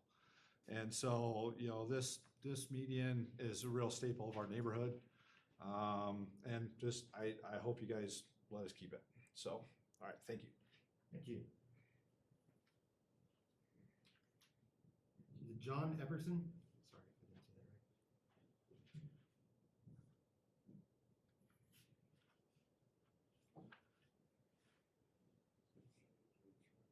right. Folks, my name is John Epperson. I live at 1261 Cedar Drive, and I would just like to voice my opposition to this program. I think it's going to tear up the whole atmosphere of Cedar. We moved there 23 years ago. Part of the reason we moved there was the appearance of the community. Our realtor said it was a good area of Bertha to go to, and we believed him, and it has been. It's a very nice community. We get a lot of people from the Hamilton apartments across 4th Street who come over and use the park. Sometimes they have small dogs. Sometimes they just walk together. They enjoy the park. They enjoy the concrete benches that we have. They sit, they enjoy the flowers. Sometimes they come at sunset. Sometimes you see them out there in the morning watching sunrise. I just want to go on record as saying, I think this should have a lot more study. I'm for saving water like everybody else, but you come to a point where the people that live there have to live there, or most of us do anyway. I don't want to see more dust and dirt flying down the street. I don't want the seeds from the weeds coming into my yard. That's where I stand. Thank you. Thank you very much. Appreciate it. All right, is there anyone that wishes to speak that I haven't called their name? Okay, ma'am. My name is Linda Wilson, and I live at 1461 Merlette Street. And we recently had to reseed our grass, and so we went to CSU, asked them what to do, and they said Kentucky bluegrass and perennial rye. So I'm thinking if you guys go with straight Kentucky bluegrass, you may be better off going with something that's recommended for the high traffic areas that use less water. So researching a better grass that can be overseeded first so that residents can still use it. So just throwing that out. Thank you. Appreciate that. Was there someone else that wishes? Sir.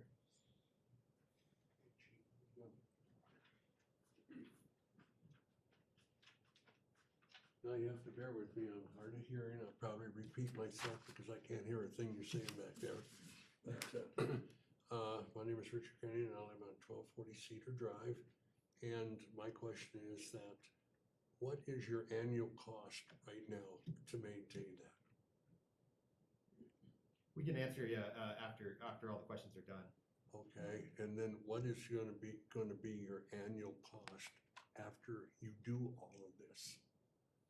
And then as a suggestion, instead of tearing it all up, have you thought about just ripping it, adding seed to it, and over a period of time, let that crowd it out to get it to the standard to where you want?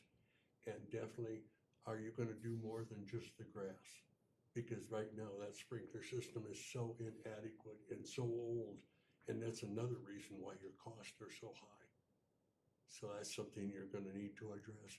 If you spend all that other money, then you're wasting your money for the simple fact everything else is so inadequate to take care of what you're doing. So that's all I have to say. Thank you. Thank you very much. Anyone else? Sir.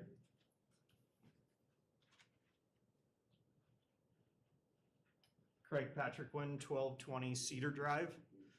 And I would disagree that we heard about this through surveys and door hangers. I did not get a survey and I did not get a door hanger. My concern, along with the home value, along with the other things that have been brought forward today, is my kids play there. They've grown up playing there. I would disagree that it's not a high traffic area. I'm at the rec center at 5 a.m. every morning, and I don't see the amount of people using that area on Cedar Drive. It's not just people on Cedar Drive. It's residents from surrounding areas that come walk their dog, use that area. So as far as the argument for saying that it's not a priority or not high traffic, I would say that's not true. I would like to see it stay the same, and thank you for your time. Thank you. Is there anyone else? Okay, seeing none, I'll close public comment, bring it back to the board for discussion. Thank you all who showed up tonight and spoke. Oh, quick, we didn't have anyone online, did we?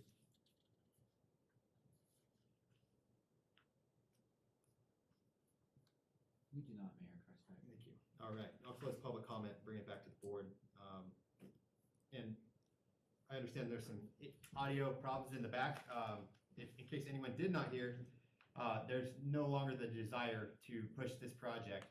And I think partially or because of concerns from the residents here. So if you didn't have a chance to hear that, I just wanted to restate that. And then I just looked to the board to see where we want to do or if we want to do anything. Is that correct? I think at this point, there isn't anything to do. We appreciate the feedback we received. Excuse me, to reiterate, we're not moving forward with this project. I'll be explicit about that. And that is because of the resident feedback we received. So we heard you and we appreciate that feedback. Yeah, I don't think there's any action to take. Well, we have them. Is there, if there is, can we look at the irrigation here? Sounds like Sure. there is concerns over spraying stuff. Can I make some comments? Yeah, please.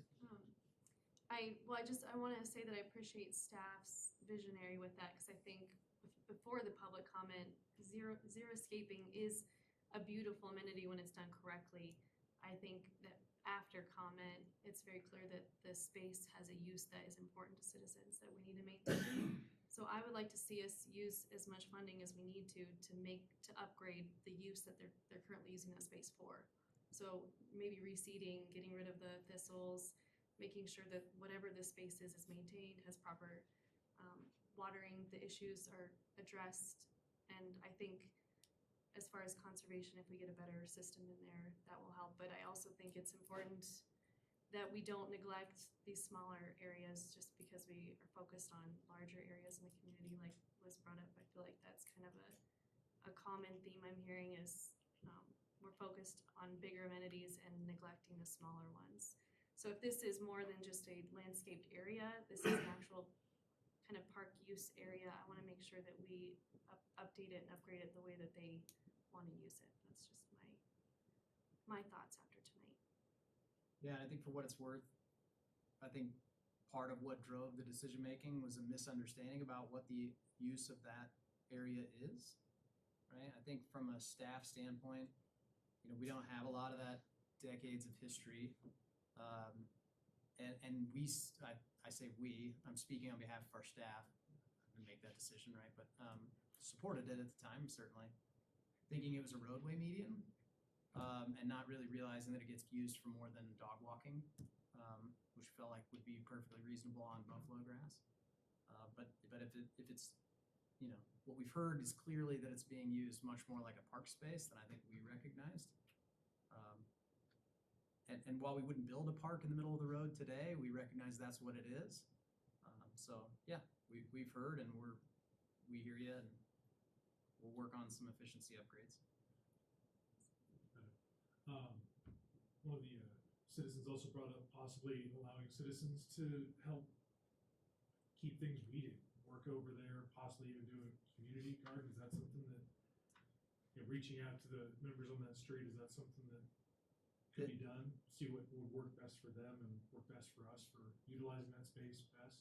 I think the reality is that without an entity to partner with, that's a tough thing. So we don't have volunteer coordinators like for onesie twosies if somebody wants to come out and trim the rose bushes. In the instance where there would be an HOA, it'd be really easy to partner with an HOA, an entity, and say, yeah, let's work together on maintenance of that median. That's a lot harder to do with one person who may be real motivated for a month and then decide they don't want to do that anymore. You know what I mean? Yeah. So I think, for all intents and purposes, we'll get our park staff geared up and But if the community themselves, since there's quite a few signatures on that petition, there's quite a few of them here tonight, they formed their own like garden group or park group, Yeah, I think if they had some Could kind of they- organization, they wanted to do that, we'd be happy to work with them. organize themselves and come and work with the parks and staff on that. Because that's one thing about when I listen to public comment, I try and listen for solutions and I'm opposed to it. There weren't very many solutions, other than to definitely upgrade the sprinkler system. And one thing I'm aware of, I'm familiar with that median, is that it is that humped thing, so rather than watering from the curb in, could be replace it, put a sprinkler system down the middle to where it'd still do the coverage, but with the slope it would water out to the edges and still give adequate watering, so that we'd avoid more or less watering the street and kind of treat it more like a irrigation plan like farmers do. They water at the top of the hill and let it flow to the bottom of the hill, sort of thing, and then keep the grass that's, similar or some sort of hybrid similar to what the neighborhood already has, so it doesn't look different, because I definitely don't like that other grass that dries out weird and looks weird. But I don't know, I think we just need to, there's definitely an interest from the community, and I think if they want to organize and form a maintenance group or their own little garden club or whatever to maintain their park, I think that'd be a great opportunity for them to spearhead that. If the Parks and Rec is open to it, anyway. Yeah. And then the other thing was what's our agreement with the ditch company? Is it that, do they have any responsibility in maintaining that, or I don't have any think so. input, or would they be No. willing to donate some water, like if we did get an irrigation system that we could tap over from city water to non-pot water? Non-pot irrigation isn't that simple. The reason why your potable irrigation systems work is they're always pressurized, right? They're coming off of our pressurized water system. Non-potable irrigation systems are not always pressurized, so you have to build holding tanks and pumps and all kinds of stuff to make those work. So it's not quite as simple as like dropping a straw in a pipe. So how does the non-pot work over in like Gateway, where they switch from city So water to? they have pumps, so they have a holding pond and they have pumps that pressurize the system. Wagner Farm Park, there's an underground tank that you can't see, but a very large underground tank next to the rec center that will fill with non-pot water and then be pushed out to those fields. Again, I think that's what we're Yeah, describing is most of Just looking for solutions is all. most of Wagner Farm Park is native seed, right? For all the reasons we've talked about. The areas that are turf grass are intended to be used for multipurpose athletic fields. So, but yeah, it's not quite as simple as just dropping a straw in a pipe. But if there's an opportunity to water it with non-pot, we would. I don't know that the expense would be justified there. It's probably simpler to just continue to use potable water and upgrade the irrigation system to the extent that that'll generate some water savings. My recommendation would be if we move forward with that, we at least put in a better sprinkler system and definitely let the community form their own. Yeah, route to help we'll look at all mitigate the things that we've heard tonight and kind of see what we think might make the most sense moving forward. So is this like jumping up a little bit on a priority list as far as enhancing Cedar Drive? Yeah, I think potentially, sure. Okay, I think, Yeah, I mean, I would agree with that specifically based on the feedback that we got here from today, because I was completely ready to move, to help move forward with the xeriscaping, but it seems like it's a high use area and it's being used as a park. So I think now my concern is that we are giving the residents the support of that usage, Yeah, and I to think- make sure that, the signage is correct, and maybe put up a bag station or something for the dog poop. We do have a bag station. Hopefully it'll get used more frequently. The medians don't meet any of our current park standards, so upgrading the turf and irrigation is probably a simple thing. Again, converting it to a park is, at least under current standards, is a little different discussion, but certainly overseeding and weed spraying and irrigation modifications are probably things that we can easily accomplish. I like it.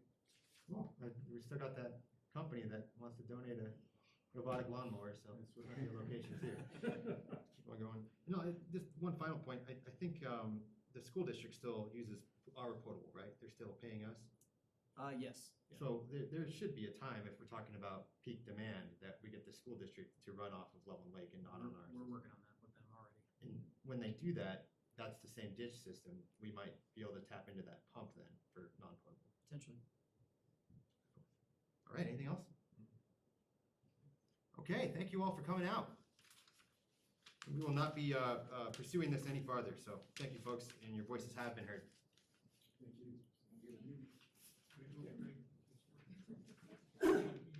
We'll move on now to the, are we all good to move on, or do you guys want to take a break?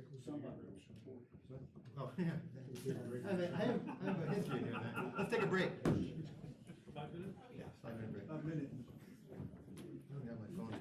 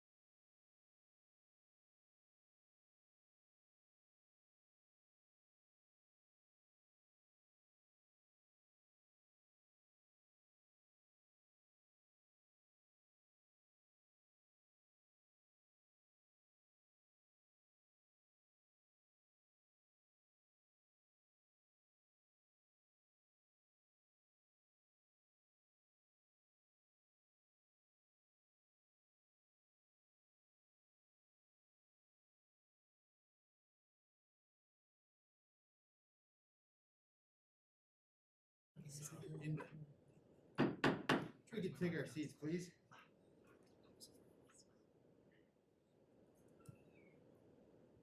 Next on the, I'm gonna call the meeting back to order. Next on the agenda is the bike park project, and this will be introduced by our Deputy Town Administrator, Jeremy Olinger. Thanks, Mr. Mayor. Good evening, Mayor and trustees. Tonight's item is, before you is a bike park presentation. We can't hear a word. Yeah, we can't hear anything. Yeah.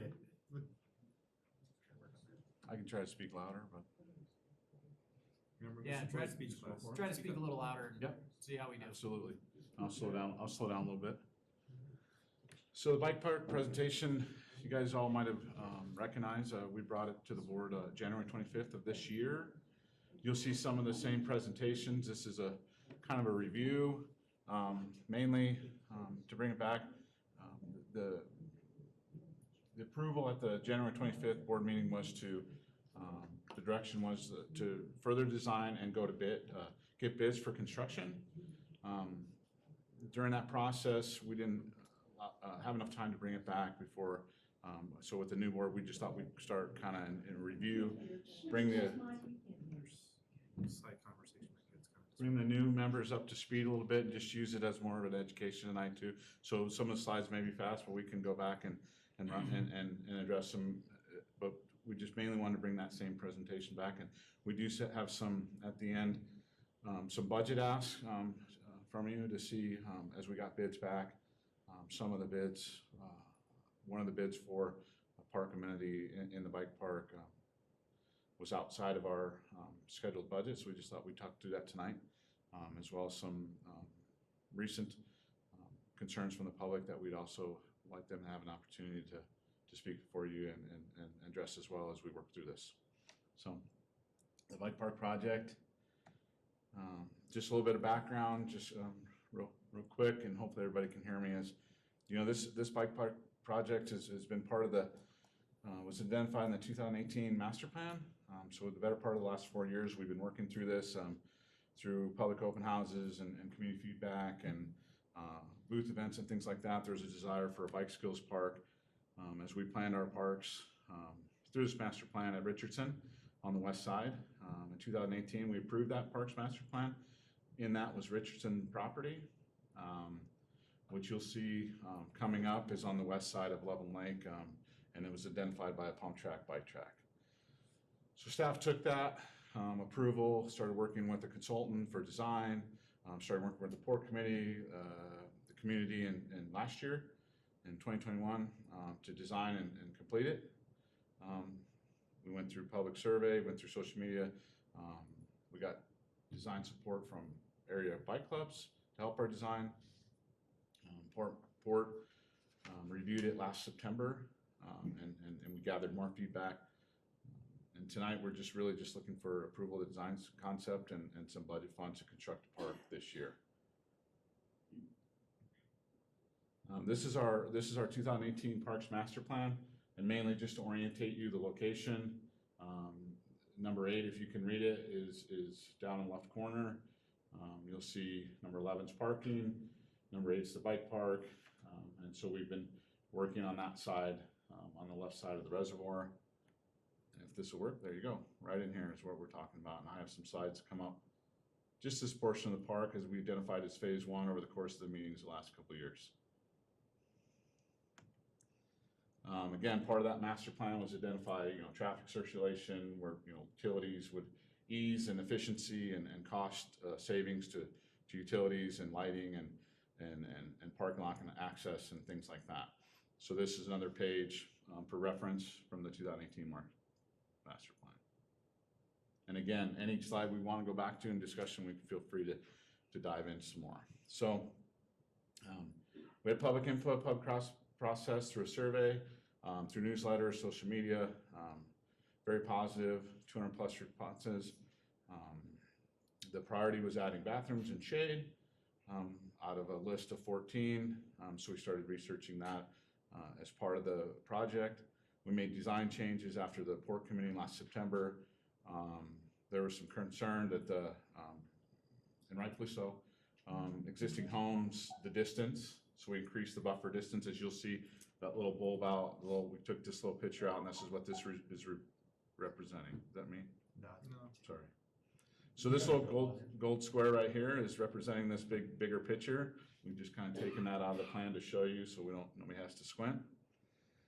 And just showing you, you know, the trail that starts and the parking there off of Metal Arc, the 100-foot buffer that we've pushed back, and then the 380-foot buffer that you see on the left, right in here, that's where the kids pump track will start, and that's close to the parking lot. If anybody has kids or youngsters, you know, walking and biking, and we wanted that close to that. So you'll see 380 feet and then 100 feet of our buffer.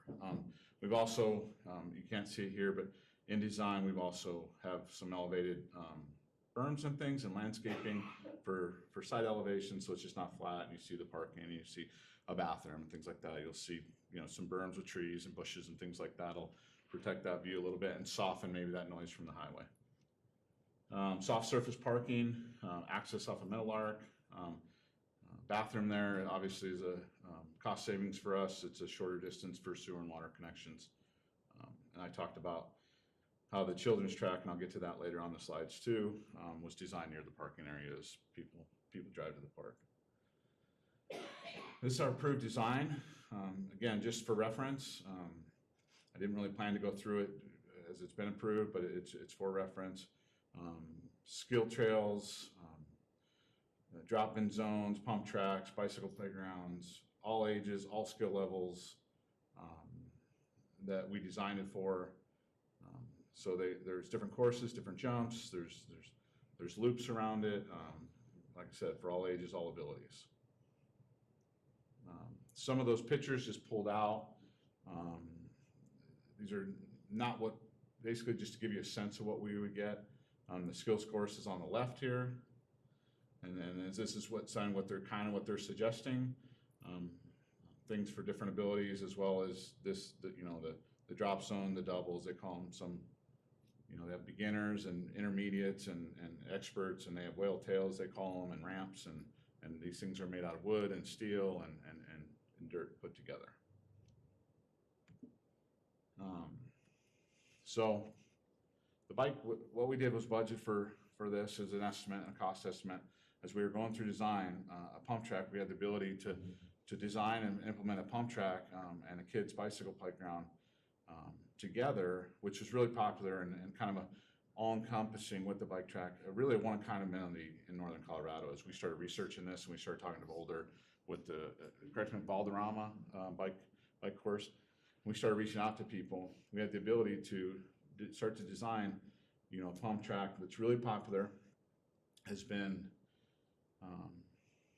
in our port meetings without this master plan for the better part of 10 years, talking with other residents that mountain bike and things, pump tracks always have come up. And we had the ability to design one, and this is part of why, mainly the board changing over and refreshing people, but also this is one of the reasons why we come back tonight to ask, is some of those estimates come back and they're out of budget, and this is the amenity that we can include the park as part of design, and we think it's a really important piece, really special piece, but there is a dollar amount attached to it that's out of our budget, and we'll discuss that too. So asphalt pump track down here is kind of similar to what we'd have. Here's our design on the left. Down here is kind of the kids playground as well. They're saying it's to be a world-class pump track, hard surface, to do some race series and things like that. Again, they're suggesting a smaller track down south for beginner and younger riders to practice, which I'm told is very popular. So kind of getting through this. Port committee, I said last September, recommended approved in design and construction. Working off the 2018 master plan and that process, the town board was earlier this year on the 25th of January. They approved the design and to continue and work towards bids. And normally the process work after we would get that approval, we would just bring back bids and say, hey, here's the lowest bid, or here's the bids we recommend. And I've addressed why we're going about it that way. So this year we had $950,000 budgeted for the bike park. We went through Sourcewell bid, which is kind of a government co-op. You just, submit your information, it kind of does the 3 bid, and it does the government process for you. You'll see the numbers come back. The bike park itself is just under 6. I've highlighted the pump track, which is both those pump tracks that I showed you at the last slide, the asphalt pump track and the kids pump track. So just the total to build that was, those 2 tracks was 1.4. Looking at design and adding restrooms, obviously when you talk about young kids and children and families attending the park, bathrooms are important. We're suggesting soft surface to limit the impacts and things like that and the expense of an asphalt parking. We don't think it's necessary. However, we do have sewer connections and water connections to make that bathroom possible. The restroom is a hard bid, and we're out to bid right now on the parking and water sewer, and we'll close that Monday. So good opportunity to get in and start to discuss how we wanna move forward with this project. So out the door, like you see at the bottom, Creek project is 1.7. The reason I greened it, obviously we've hit our budget without the pump track, and I just wanted to make that clear. Is how we're not separating it out, but just showing you that we budget $950. We can get the restrooms parking and the bike park in for our budget. We just want to discuss whether we include the pump track and its designed and add the kids thing as well and move forward to, we'd probably bring that back in a more formal way to do so. And that's all I have for tonight, because I know we want to, I will say, like I told you in the beginning, we did have some recent emails from residents, and we want to be able to have either their voice or those concerns and get those before you, and as we work through this project and see if there's a solution we can work out, or if we continue the project at all, we just need to discuss and work through that. Okay. Thank you. Any questions for staff right now? And we'll open it up to the public here too, but any questions right off the bat? I think I want to hear the comments before I ask too many questions. Yeah, I guess my only question for the current proposed bike track, couple just mostly for attendance. What's the current lighting situation out there? I know the cross-country track and a lot of things like that. Are there lights proposed to go out there, or is it pretty much natural lighting only? For the bike park itself, we don't have any lighting in the bike park. We have what we've been moving towards as we develop and design parks is LED lighting over the parking, some soft, much like you see at the reservoir, that have the ability to tone down or dim over the night, or with movement come back on, but they'll tone down and obviously they're dark sky LEDs, but they'll mainly be designed in the parking. Okay, so you can't go ride your bike in the middle of the night with street light? Okay. No. No, the park will be closed at sunset. Yep. Okay. Just like all the other parking. Okay. Next one I had was mostly just based off of safety / first aid / accessibility.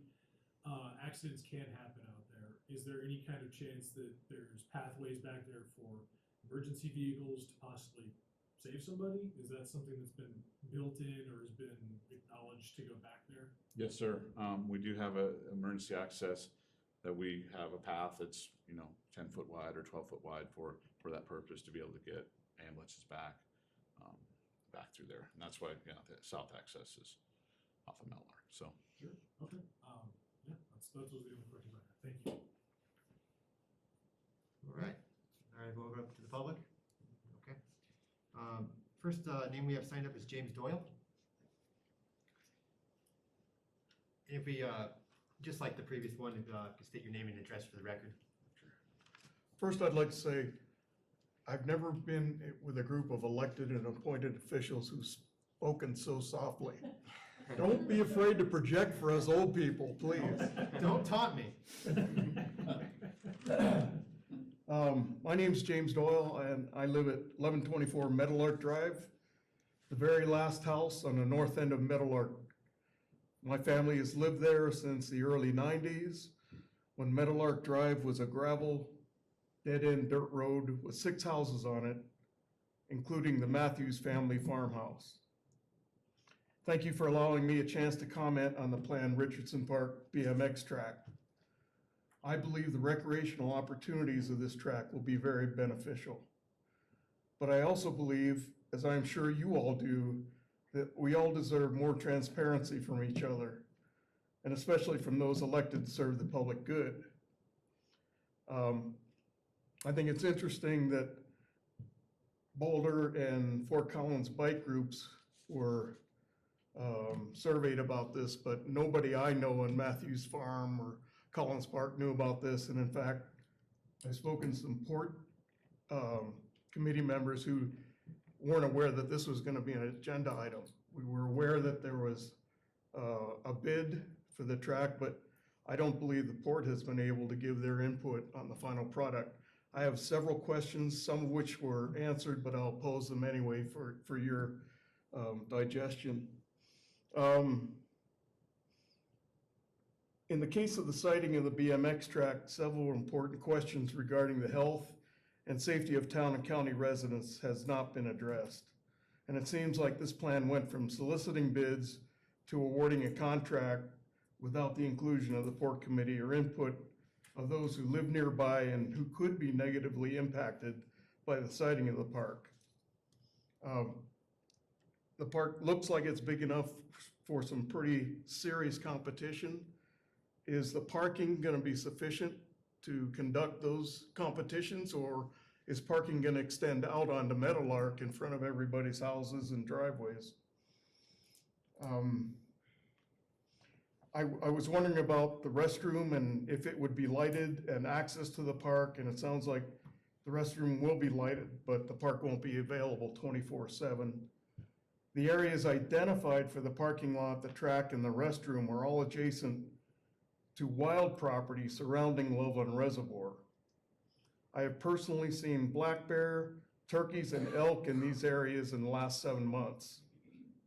I would hope that some consideration would be made for a wildlife corridor to accommodate access to the lake to these animals that they've enjoyed for a long time. What plan does the county sheriff's office have to patrol this parking area? The last thing I'm sure the town wants is for this area to become vandalized or become an overnight haven. It's isolated. It's at the end of a dead-end road, and there's nothing back there but the wild area around the lake, as I mentioned. It would be a great benefit, I believe, to perhaps pause the final approval tonight and allow for the port committee members and others in the town and nearby to review and comment on a final draft plan before your approval. I never had a hang tag, I never had a call, I never had a survey done, and I live right next door. So the impacts to this came to me as a surprise. The fact that you're gonna vote tonight is a complete surprise, to be honest with you. Finally, as to the timing of this project, I'd like to remind the board of the major construction that is set to begin on the south end of Meadowlark Drive very soon. I'd ask your consideration of everybody on Meadowlark, in Collins Park, and in Matthews Farm who have to use Meadowlark Drive for access to their homes. Mr. Doyle, we're well past the 3-minute mark. I'm just trying to make sure. Okay, I'm wrapping it up. Questions? You could easily avoid any problems by allowing some additional time for public input into this BMX track project. Again, construction at both ends of small Meadowlark is gonna be a problem. Thank you for allowing me to speak, and I hope you agree that a bit more review and citizen participation in this project is a goal worthy of all of our consideration. Thank you. Administrator Kirk, to my knowledge, we are not voting on this tonight, right? We're not approving anything. We'd like your feedback about both the project itself and the budget. You could award the bid tonight. That would be your prerogative. Okay. And this has not gone before port? It has gone before port several times. Okay. And it also came before this board, or the prior board, back in January, as Jeremy mentioned. One thing that the speaker brought up, and I think is a good point, the concern about competitions. No, the parking is not suitable for competitions, and we won't be holding competitions out there. In the future, as the rest of Richardson Park develops to the north, There's significant parking areas to the north and that will wrap around the ravine that you might be familiar with that extends down towards the lake from kind of the northwest corner. And in that future condition, there may be an opportunity to have events out there that would be accessed from the north because of the additional traffic. But in the interim, we would not be hosting competitions of any kind there. What about the park available with the wildlife corridor? Any thoughts on, we looked into that impact on wildlife or? No, I think it's a reasonable thing to bring up. You know, the plan for this property when it was purchased, at least as I understand it was purchased before I got here, was to be used as a park. The master plan was adopted with the intent that it be used for a park and an active recreational site. But certainly wildlife is always a component of that discussion, but not, we have not considered a wildlife corridor in any way.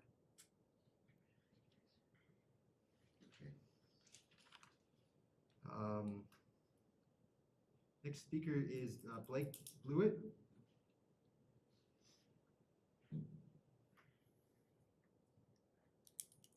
I'm Blake Blewett, 1733 Exeter Street in Matthews Farm. I'm pretty hot with this deal, I gotta tell you. We knew a little bit about it, and then now it seems we're in approval phase. So I wrote some thoughts down, I'm gonna read those. Our house is one of the first ones built in Matthews Farm, and we border right on Richardson, so the parking lot's gonna be directly behind my house. I'm here to ask you to delay the project, especially on that southern part of Richardson Park, so the bike park. I'm not against the project, but I do feel that we have not been given adequate notification of the project changes that will directly impact me and the value of my property. I sent an email earlier today to a couple of you guys. Sorry, I'm dealing with nerves and being upset. So, you know, it was outlined on the city website, but to say the least, the current design and the mislabeling of a number of things on the project, on the past drawings, clearly in the past drawings show maintenance emergency access on the end of Meadowlark. There doesn't seem to be anything that's public access there. We were under the impression that that's just going to be a maintenance or an emergency exit and access there for the city. That implied that the Meadowlark north of Matthews Farm was not accessible to the general public. Now it seems that's changed. And I am disappointed that there's going to be a parking lot right behind my house that's going to be lit and the potential impacts with all the people coming through. All the 5 households that border the southern end of the park have a vested interest in this development. To be clear, this is a big change from a field with cows grazing to a parking lot with bathrooms and a large bicycle park. I'm not against the development of the property, but I'm not convinced this serves as proposed, serves all involved. Our neighbor Lauren Roth, who is on the port committee, has been keeping us updated on this project. We have not been concerned about the Richardson Park development until the end of last year when the plans changed. Lauren expected the plan to be sent back to the port committee for final comment before being put in front of you for final approval. This did not happen. I hear it went through port a couple of times, but she was under the understanding it was going to come back, and it did not. So we expected to have a lot more input on the southern end of the park. I'm concerned with a number of things of the change project: traffic, overflow parking, attractive nuisance, the decrease of my property value, our quiet enjoyment, and crime, to name a few. This is a really quiet section of Bertha that now will be transformed into a fairly major development. I note that the new bathrooms by the rec center have already been vandalized and are they're in a much more prominent area than these would be. This is a quiet section of the town. I'm not sure how you would feel about a large parking lot directly behind your house, but I'm sure you'd be concerned about the things I have listed. We are going to see other impacts from West Side Crossing, and I believe this will further negatively impact my quiet enjoyment as it's planned. On a side note, there was much more notification given for the Cedar Drive landscaping change than what is being done here. I mean, there were flyers, there were letters, those all sort of things. We have not gotten any of that. We're sort of the vanguard of the folks in Matthews Farm because we're on the north end of the development. To highlight again, this project, as previously outlined, show the northern end of Meadowlark as it is, a dead end with city maintenance emergency access only. It did not show a public parking lot with bathrooms. In summary, I ask that you do not approve the southern part of Richardson Park at this time. I'd like a delay to allow more time and input, possibly some more creative solutions from our neighborhood. Thank you. Thank you, Mr. Blewett. And I actually am reading another letter for Lauren Roth, who I Is she believe here? She is not. I can't do that. Okay, that's fine. I appreciate it, though. You bet.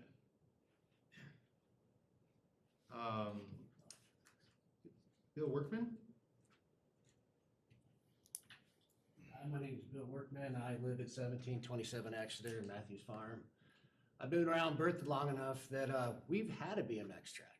So when you want to talk about bad people doing bad stuff, I've witnessed it. We had it right outside the high school. The people that ran the BMX track had their trailer there. It was for everybody, and it got vandalized. Our baseball team had to deal with some vandalization because they just hopped the fence. That was where the makeshift parking lot was. So I'm just 2 houses down from Blake, so that parking lot is right behind me. And I ride mountain bike parks. I do. I know Boulder. I've done Valmont Park. I've done Fort Collins. The biggest problem, what I see, is flow of safety.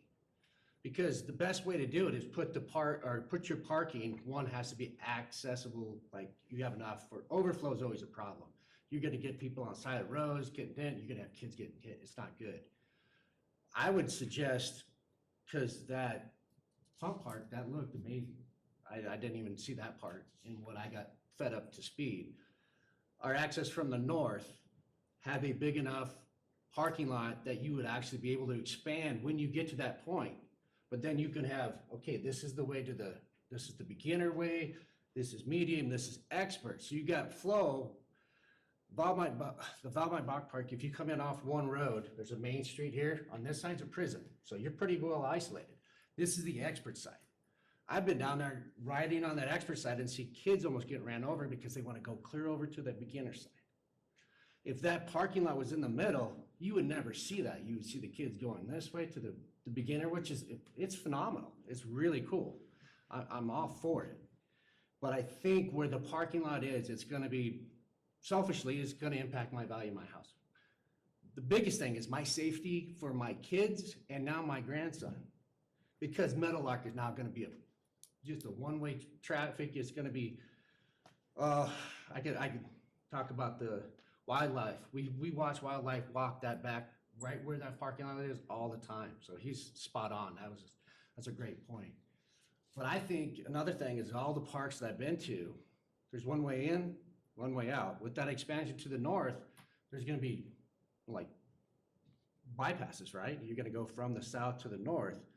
I think it would be better, well served for you having your maintenance access right off Meadowlark, because that would protect your maintenance building. You would be isolated from where the stupid happens, usually is in the parking lot. Parking lot up north, bad people can do bad stuff. Let's not make it easy for them. I challenge us to learn from having the BMX park here before. That's kind of my 2 cents. Appreciate your time. Thank you.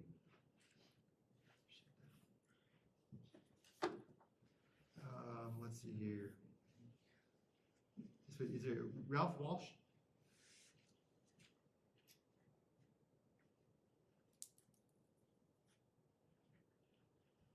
Ralph Walsh, 1020 Meadowlark, neighbor to Jim and a few others. Our properties on the east side of Meadowlark are county properties. Just a little history. Meadowlark butts up, dead ends against lake property. Does the town own the lake property now? We could, Yeah, okay, just a question. As you approach that gate, the survey line, section line, whatever, is the west gate post, and there's a barbed wire fence. So just to save you some aggravation, when you build access, you're on private property, and you may have to settle with the family in Greeley that owns that whole lake property under the water. Just a point of information, I learned that through coffee shop talk with farmers. Every time, so I've lived there since 1983 when it was a gravel road.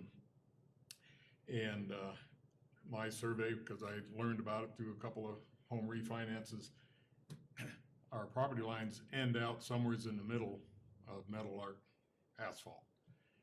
So if there's talk of widening metal arc, you're eating into my front yard quite a bit.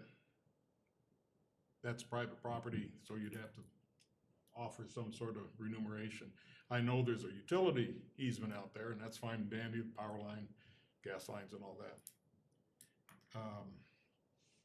We did not, the county residents along that road did not get any notices ever on this whole project. I have no problem with the bike park. I think it's great. I'll probably use it myself. But it's got to be done right. And right now, from what I've seen in the pictures, I question some of the locations. Parking on our Metal Arc Drive, you know, you'd impeding my right to farm access to my back hayfield for at least 3 neighbors if cars are blocking those entrances to those fields.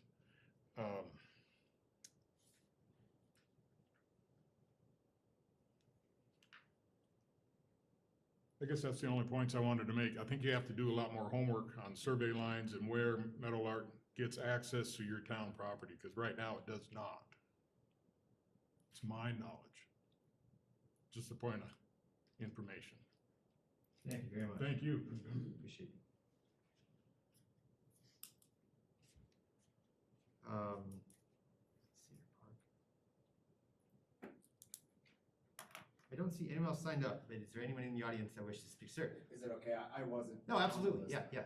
There's a name here too that someone did sign up, I just can't read up what they signed up for, so. Eric Novotny, I live at 1124 Metal Arc Drive, the very end as well. I was not gonna speak, but just seeing the presentation and listening to some other comments, has there ever been a traffic study of that? It's not a very wide road as you get to the end of Metal Arc, and then looking at the amount of people that can ride that and the size of that parking lot, I don't think people are gonna naturally go in the north side. They're all gonna wanna come in that south side, which means people are gonna start parking in front of all of our houses.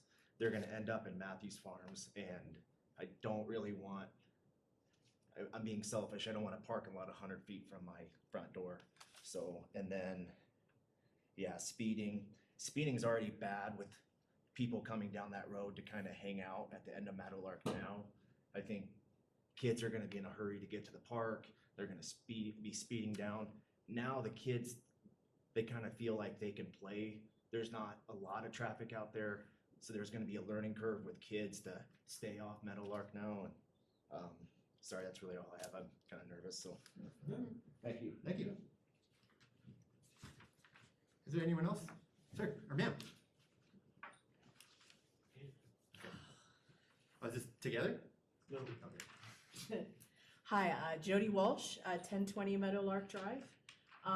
Ralph is my husband.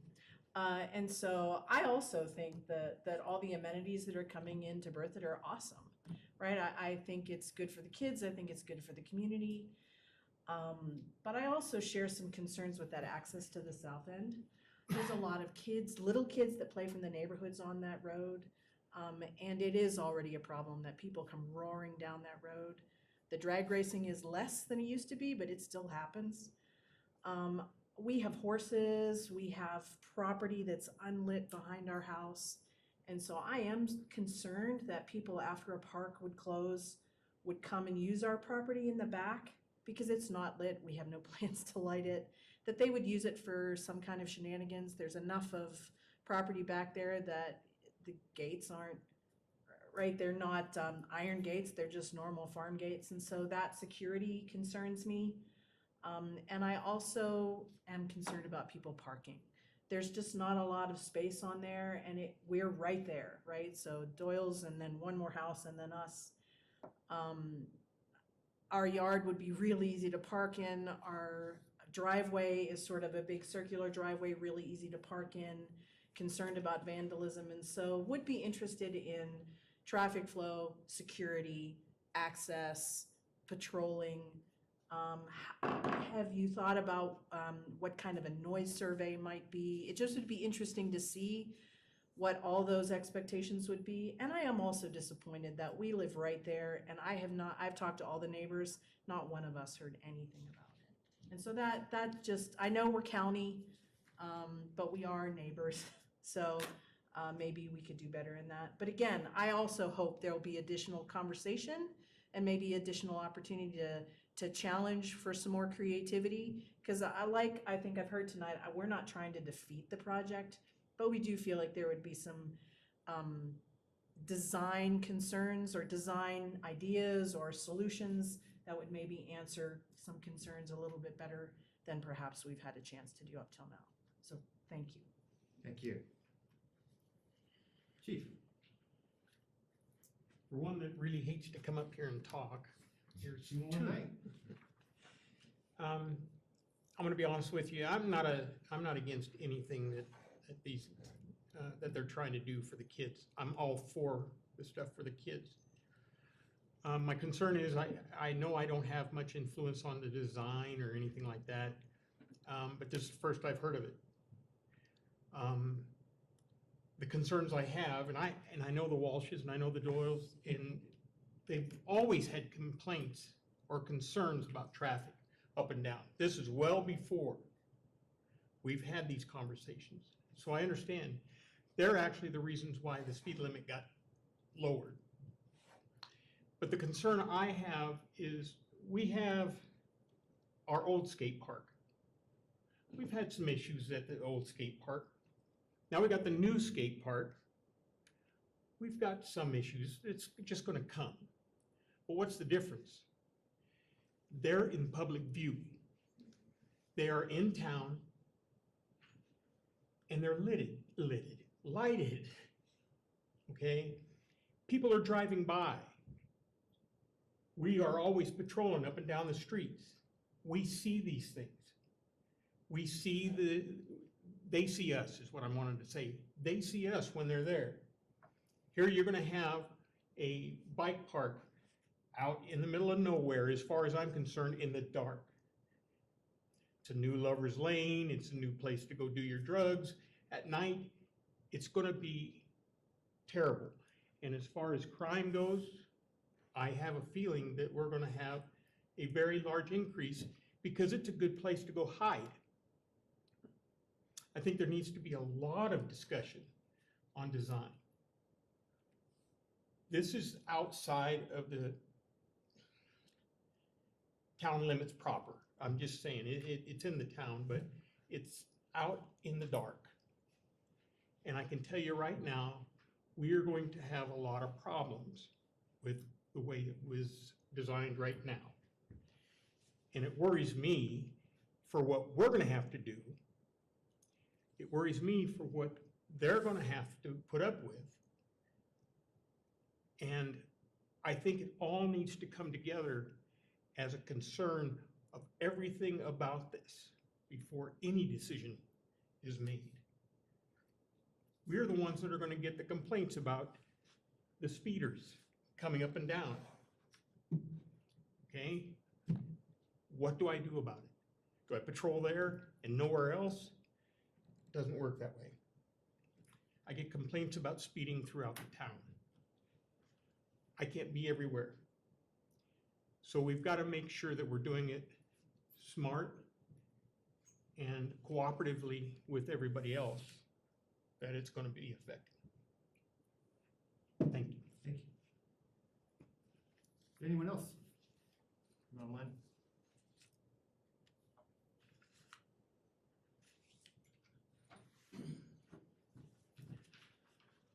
All right, I guess now I'll close the public comment, bring it back to the board, and I just want to, I think on behalf of the board here, thank everyone here who came out tonight. I could understand how it'd be very frustrating and emotional, and your points are very well heard, and you've been very professional about that. So thank you very much for sticking through this and being able to speak your mind on that. Anything else I say is personal, so I just wanted to, anyone else has, where we want to go from here. I guess my recommendation, it clearly sounds we need to send this to port and have some further discussions, and I don't know if we've done traffic studies or anything like that. I do know West Side Creek's gonna have some influence on all this too. Yeah, I mean, I'm happy to address a lot of the things that were brought up. I don't know that it matters at this point. I think it's pretty clear that this is not the right project at the right time. I'm bummed to hear that this is the first time chiefs heard about it. We've talked about it, probably 50 times in our leadership team meetings. So if we didn't connect with the sheriff's department in that way, I don't know, that one kind of took me by surprise. Nevertheless, I understand the concern. I think practically speaking, town staff's been operating off the 2018 master plan. I understand the position. I don't remember who the speaker was that talked about what that master plan represented. I don't even know that we need to go through that detail tonight. I do think it may have been unclear in retrospect. I think it was identified as public access. The circulation is identified in the master plan. There's lighting identified and a bathroom and utilities, and all that stuff is in that master plan document. The way that it's labeled could be misleading, and I think we recognize that now. I think having been a part of that process 4 years ago, I don't think that was, that obviously wasn't the intent. It was only a maintenance access, but I could see how somebody might misconstrue that in the way the document's written today. Sometimes you see stuff, you know what it means, you don't recognize how other people might perceive that. I don't think anybody did in the course of that project. I think the intent at the time of the board in 2018 was this to be phase 1 of Richardson Park. And the only way to do that, reasonably from a cost perspective is to access from the south. And we think it makes sense to access from the south, but I hear the concerns that have been expressed tonight. There's no intent to widen Meadowlark as part of that. The traffic generation for a park like this, at least, for normal traffic planning standards, what we did to both design the parking lot and to consider the roadway access, it won't generate enough traffic for it to be, obviously the commercial development at the south end of Meadowlark will have a much more dramatic impact on traffic. There's a full traffic study done as part of that project that we relied on here. But again, background traffic from this park will be effectively meaningless in the context of the existing traffic and then future traffic demands as part of that commercial development. The town does not own the lake property. It's owned by Love and Lake and Ditch. We are the majority shareholder of that ditch company, but it's a separate legal entity and has its own board of directors. And part of that property extends into the town's property where the existing access road is that we drive across all the time, but that's not on our property. It's part of the reason why the road immediately curves in to stay on town property and access the parking lot.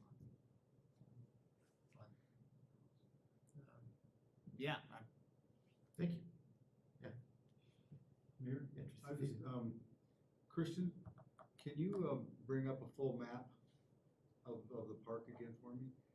My question to Jeremy, let's say we did move the parking lot and we moved the areas where people would tend to gather further north. We're still going to have issues with this being isolated in the middle of nowhere and still. So is this something we need to, just a thought, that we need to tag on to not only the first and second phase done at the same time to where you have more traffic and it can actually. I think practically speaking, unless the board disagrees, I'm going to read the room and assume that that's not going to be the case. I don't think it makes sense to do the bike park today. Based on the feedback we've heard, and I think based on the direction we're leaning, I think it can be a safe facility. For what it's worth, Berthoud Reservoir is really no different from an access standpoint. It's at the end of a road. It's a lit parking lot in what I would deem the middle of nowhere, in no different condition than this park. It's immediately adjacent to 287, just like this area. The trail, the trail and the park area closes at sunset, but it's not blocked off, it's not gated. It goes behind all the existing homes there by the reservoir. So I think it's a very similar condition to what we're talking about here. Maybe the concern is the user group that's different, I don't know. That's a good point. But it's for all intents and purposes, it's the same thing. Is there such thing as like an electronic gate or something that you guys? Yeah, absolutely. There's electronic gates. We put cameras up in our parks for obvious reasons. both to hopefully discourage vandalism and other kind of illicit activities, then also to be able to track down folks that do those things. And that's been real successful deterrent since we installed those. We used to get, like at Vine Park, for instance, the bathrooms at Vine Park by the high school used to get vandalized every month, probably.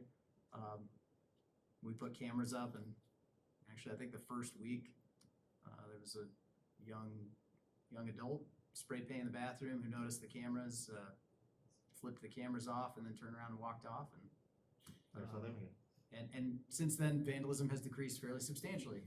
So, I don't think it was Lonnie.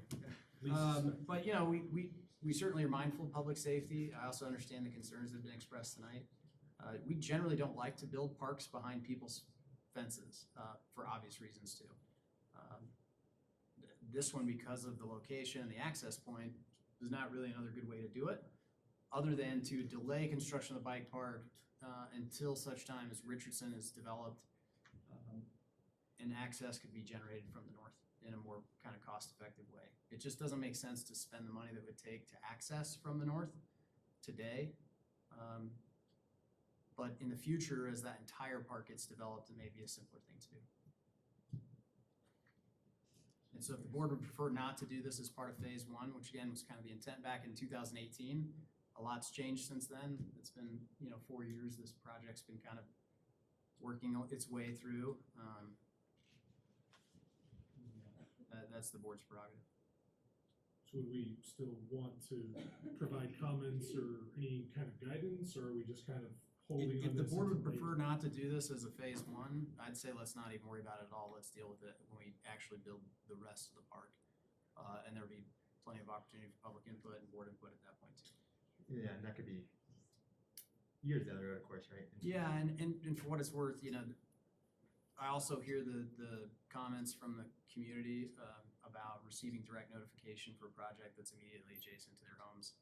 I think that's a fair point. Like I said, this project's been going on for 4.5 years. And so I think as staff, we don't recognize sometimes in the midst of the 1,000 things we're doing every day about who knows about things and who doesn't.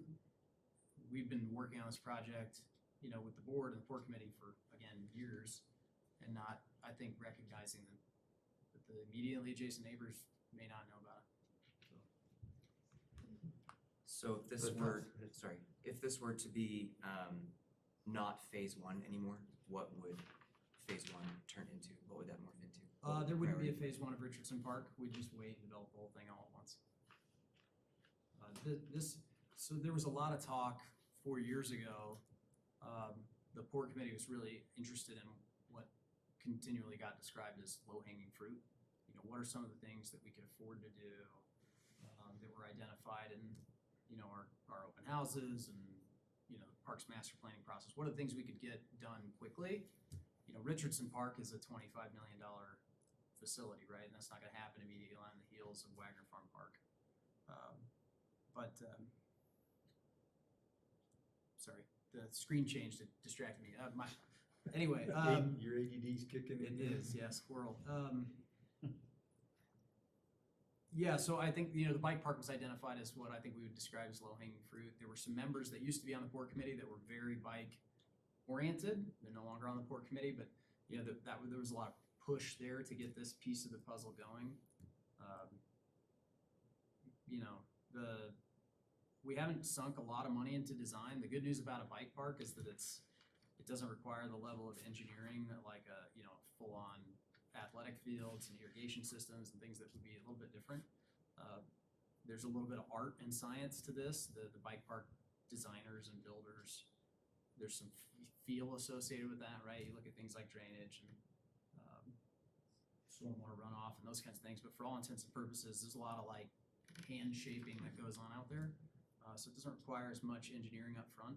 The parking lot and the bathroom, we did with our engineering consultant that does all of our design review and capital projects management. It's a pretty cost-effective way to do that. Haven't sunk a ton of money into that. We would have to scrap all that and relocate it.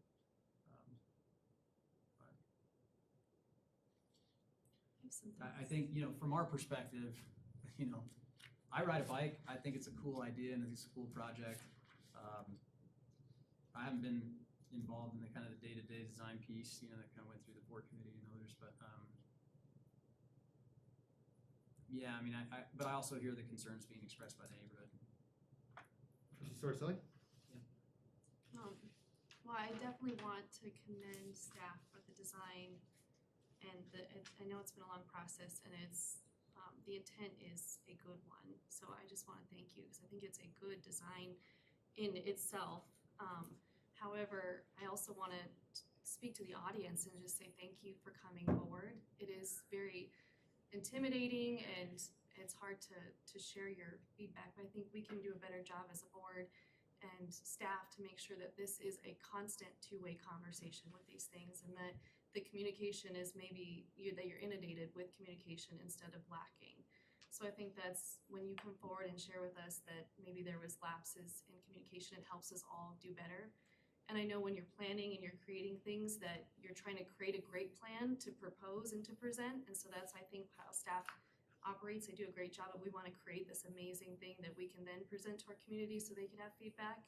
So I think that's how they operate. And I'm just, speaking on behalf of staff, but I'm sure you could do that for yourselves too. But when you guys come forward and give us feedback, that helps us from the board level say maybe it's time to press pause and we need to get more input and insight from the people that this is directly impacting. And also several of you have said, this is a selfish request. If any decision the town is making that impacts you, your property, or your life here in Berthoud, it's not selfish to come forward. To me, it's your responsibility to come tell us so that we can do our part better. So thank you for sharing.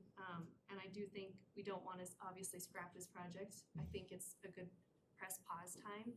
And I would like to hear more from law enforcement and different entities to get feedback on how to maybe manipulate the design so it does not impact that community in a negative way that's adjacent to the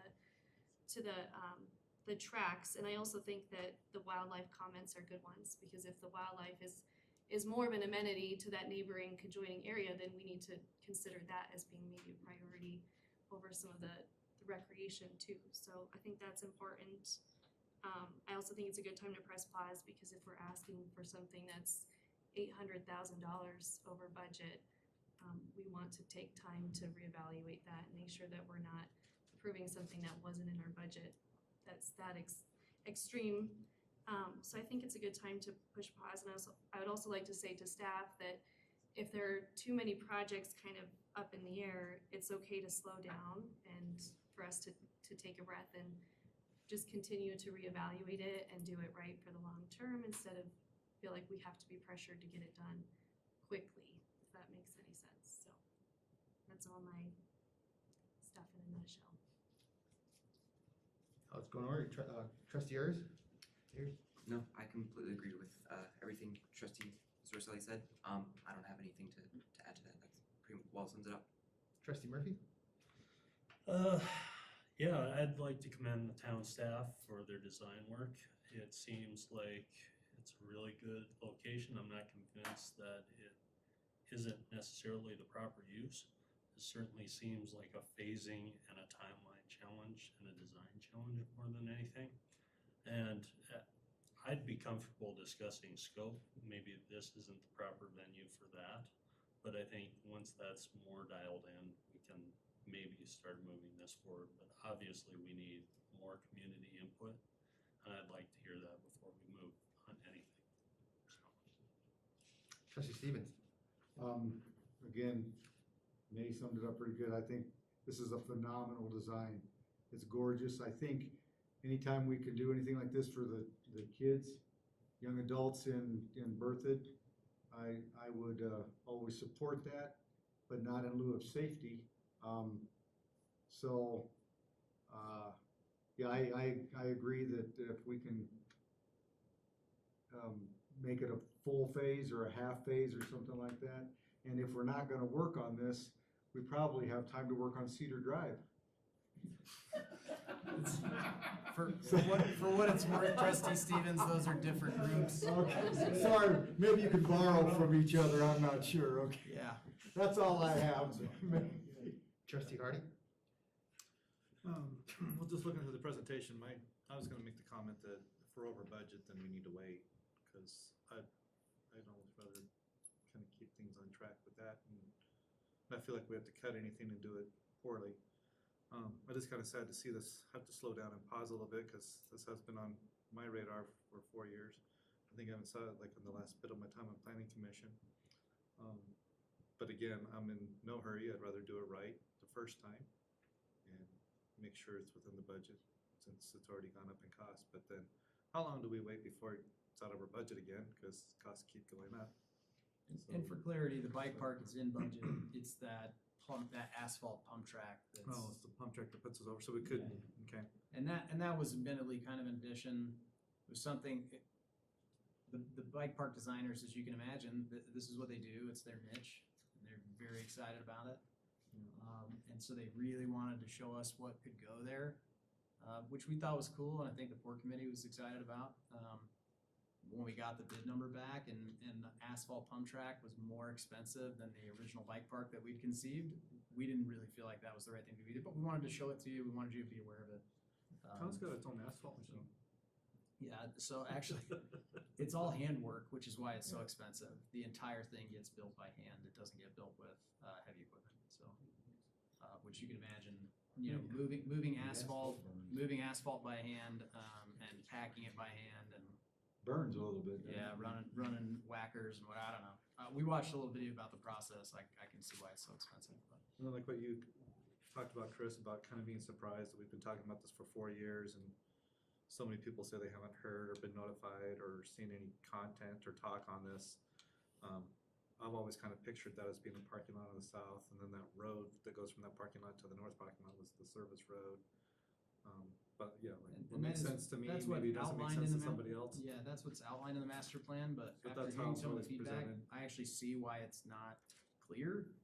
But that was definitely the intent. I think that's what's outlined. It's just, I would say it's kind of I mislabeled. mean, when you're looking at a map So- this big and the parking lot's this big, and then you see this road that's this big, you can kind of miss out on that whole parking lot. I can kind of see how that can happen. But, no, I think it's a neat project, and I'm looking forward to when we can do it. And then again, security measures, cameras are always watching, Big Brother's always up there, so. It's the reality of today, So I unfortunately. think that's something that I didn't see that as a line item budget and part of the project, it was part of building the park. But, We have separate security and camera budgets for Okay. our park systems. right, so I wasn't wondering where that was at in the budget, so, but yeah, I think it wouldn't hurt to pause a little bit and save a little bit of money, so we can still do it the right way, and then maybe even do it as one big park, but then that kind of scares people when you do really big projects at once, you know, so kind of get a lot of feedback either way. Do little projects and get them through, or do one big project and freak everybody out, but even more, I don't know. So. Mayor Pro Tem Grace.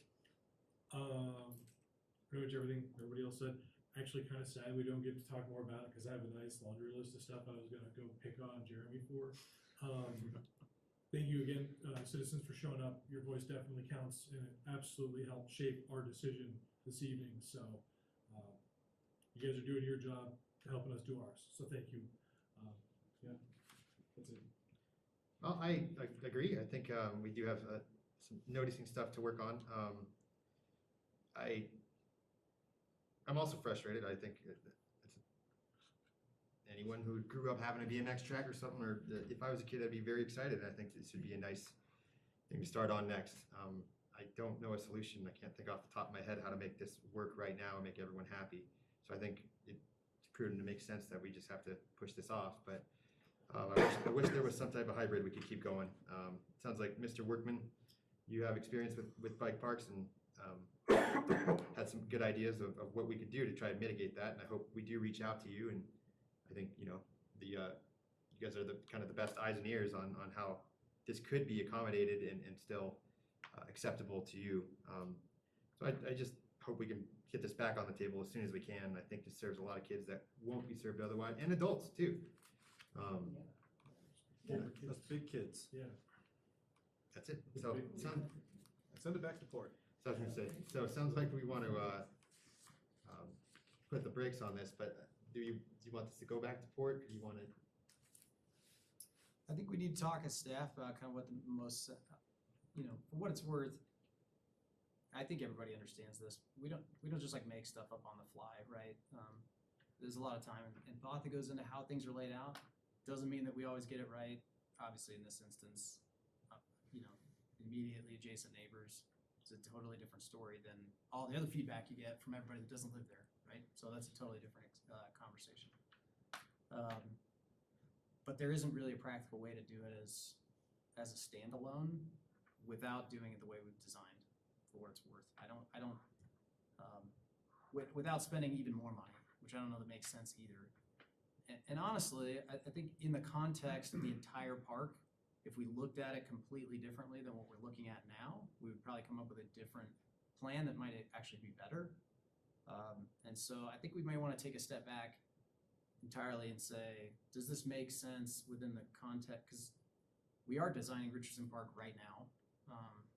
We have a revised concept that's coming to the Fort Committee very soon for all that area to the north of the lake, where there aren't any, well, that's not true. Now there is an immediately adjacent neighbor that didn't exist when we started that planning process on the north side. But anyway. We don't care about that. We are working through that. I hear you. And as you know, when we did a master plan for Wagner, and the ultimate design ended up similar, but also very different than the original plan, because that's just kind of the nature of design, right? And that's the same with Richardson. We had this concept that we outlined in the master plan. Now we're refining that and I think improving it significantly. Part of that includes access and parking around on the west side of the ravine that was not conceived of in the master plan to create better access for bigger opportunities at the bike park, maybe. So anyway, I think it makes sense to kind of take a step back rather than bring this back as a standalone. Bring it back in the context of the bigger Richardson plan and say, could we do this better if we're not doing this as a standalone item, and just hold off and do it in a few years when we have the opportunity to do Richardson, which I think financially we can do in the next 4 years. So.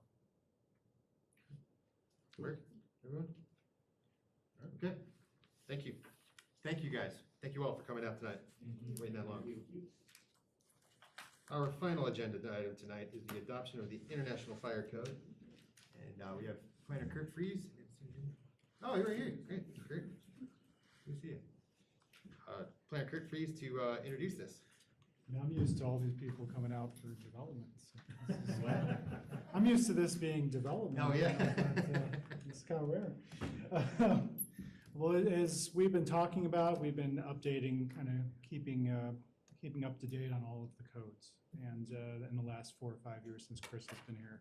And this is the fire district is keeping up on the fire code. So this is the ICC put out a new fire code last year, and the fire district adopted it in November, and they've obviously brought it to the town. They'd like us to adopt it with some exemptions for single family houses. But this code cycle is a pretty minimal code cycle, as code cycles go with building codes, electrical codes, energy codes.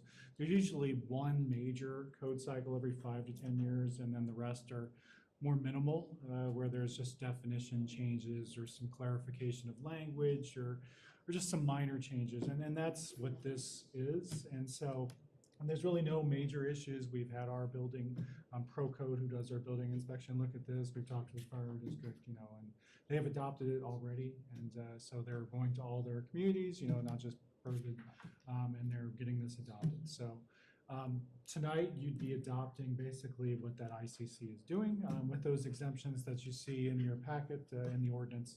And that's, it is a public hearing, so I doubt there's anybody here for this. But I think the fire district's not here. I don't know why, but they were here last time to answer any questions. But I can do my best. Or maybe May can as well.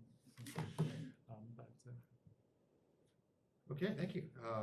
As Kurt stated, this is a public hearing, so after his presentation, we'll ask quick questions for Kurt, and then we'll open it up to the public.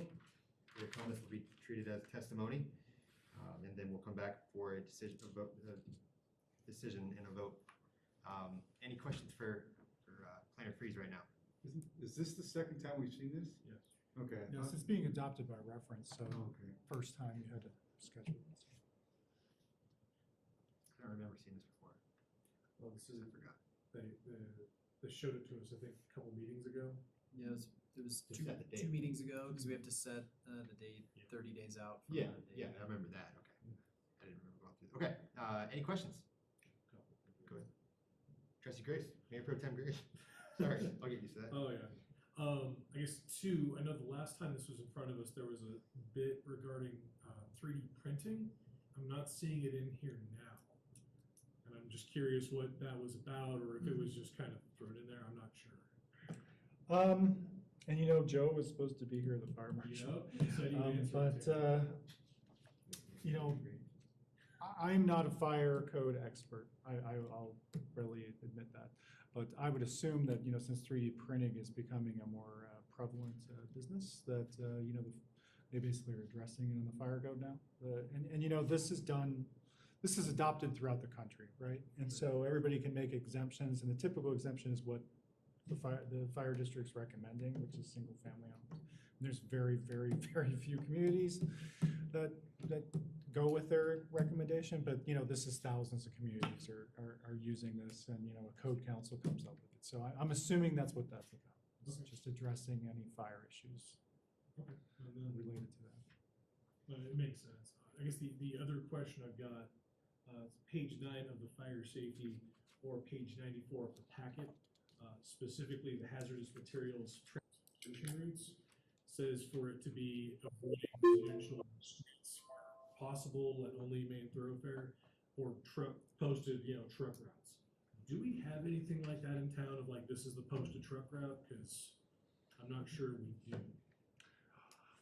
We don't have a posted I don't truck think route we that I'm do, aware of, no. yeah. But we will, and sometimes the sheriff's department will be involved, but we actually have a few, whatchamacallit, it's not marijuana, it's the hemp extractions. And so when there are things of this nature, we will meet with them, with the fire district, the town, building inspection. And sometimes the sheriff's department, and we'll go over that, hey, this is a hazardous, your truck should not be on any other street, and make sure about that. So that's what happens when the fire marshal reviews it. So we don't have a truck route, but we usually it's a case by case. We bring It's a case by case, and they'll, stick to the major routes or industrial streets only. So.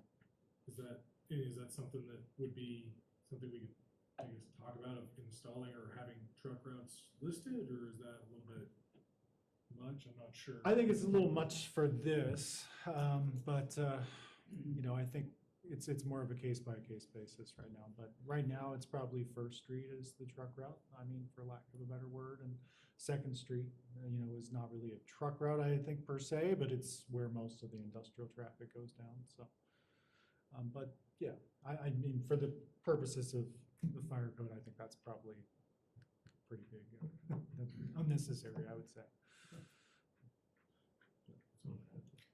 Other questions? Okay, thank you. At this time, I'll open it up to the public. If there's anyone in the audience would like to speak to the agenda item, please come to the front. Oh. Lynn's not gonna leave us hanging. Lynn Larson. The one, the only. Lynn probably found a topical graphical error in it. Lynn Larson, 205 Hubble Street.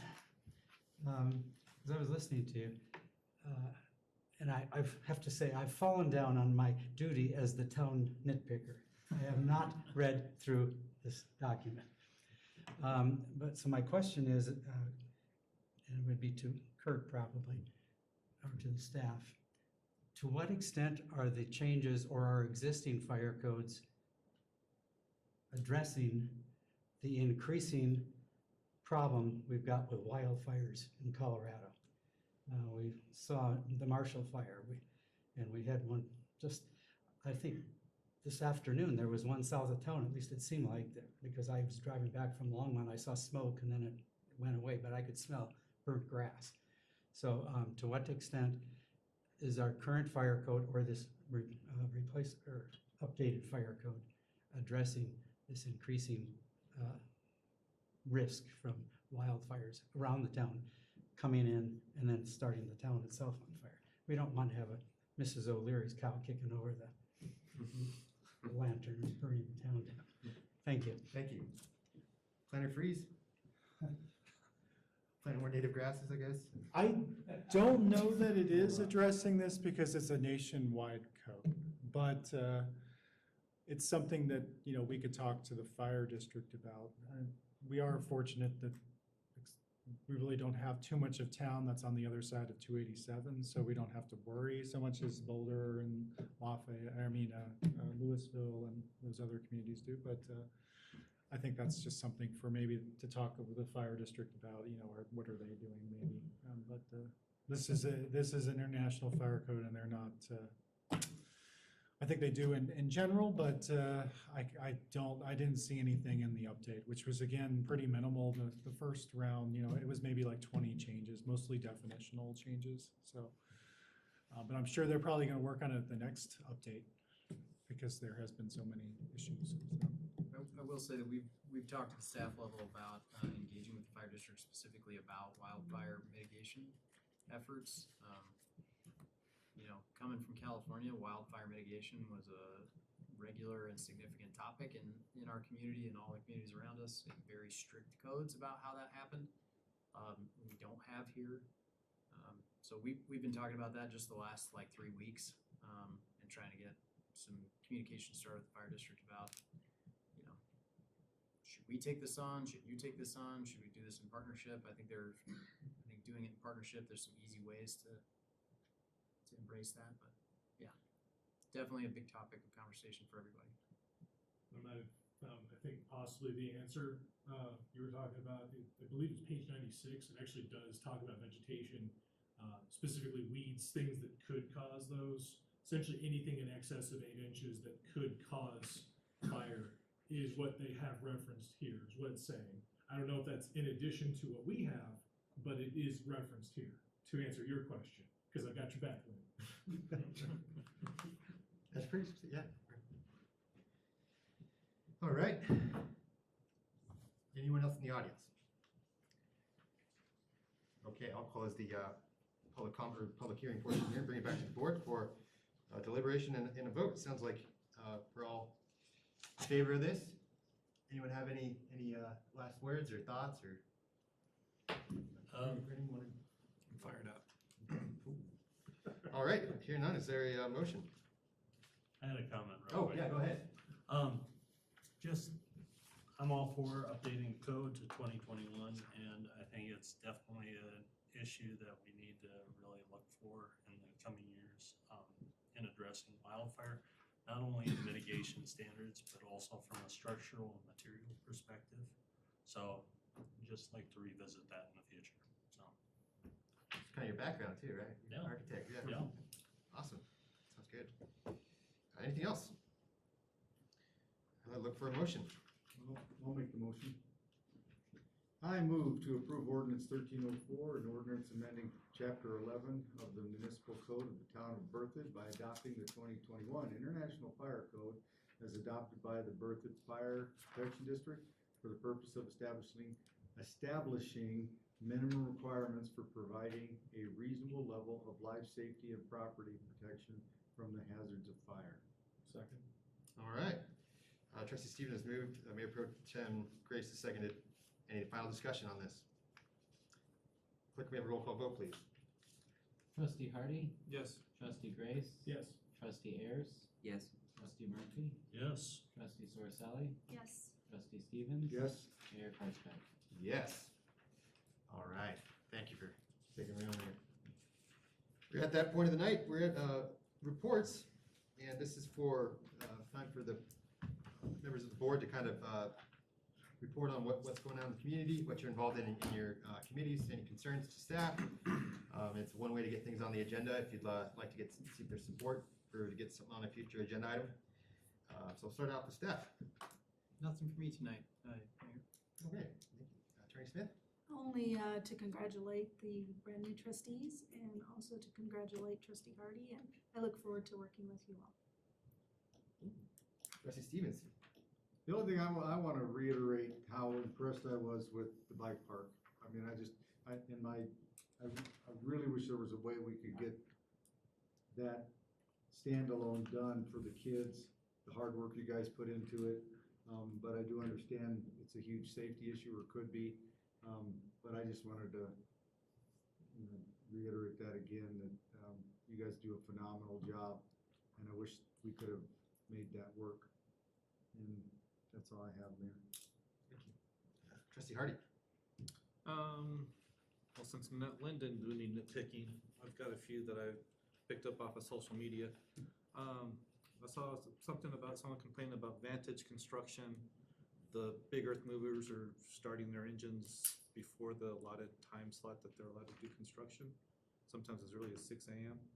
So I didn't know if we could maybe check in, follow up on that maybe a little bit. Sure. Yeah, thanks for letting us know. I mean, it looks like a little truck highway, but I think there's also in the loop.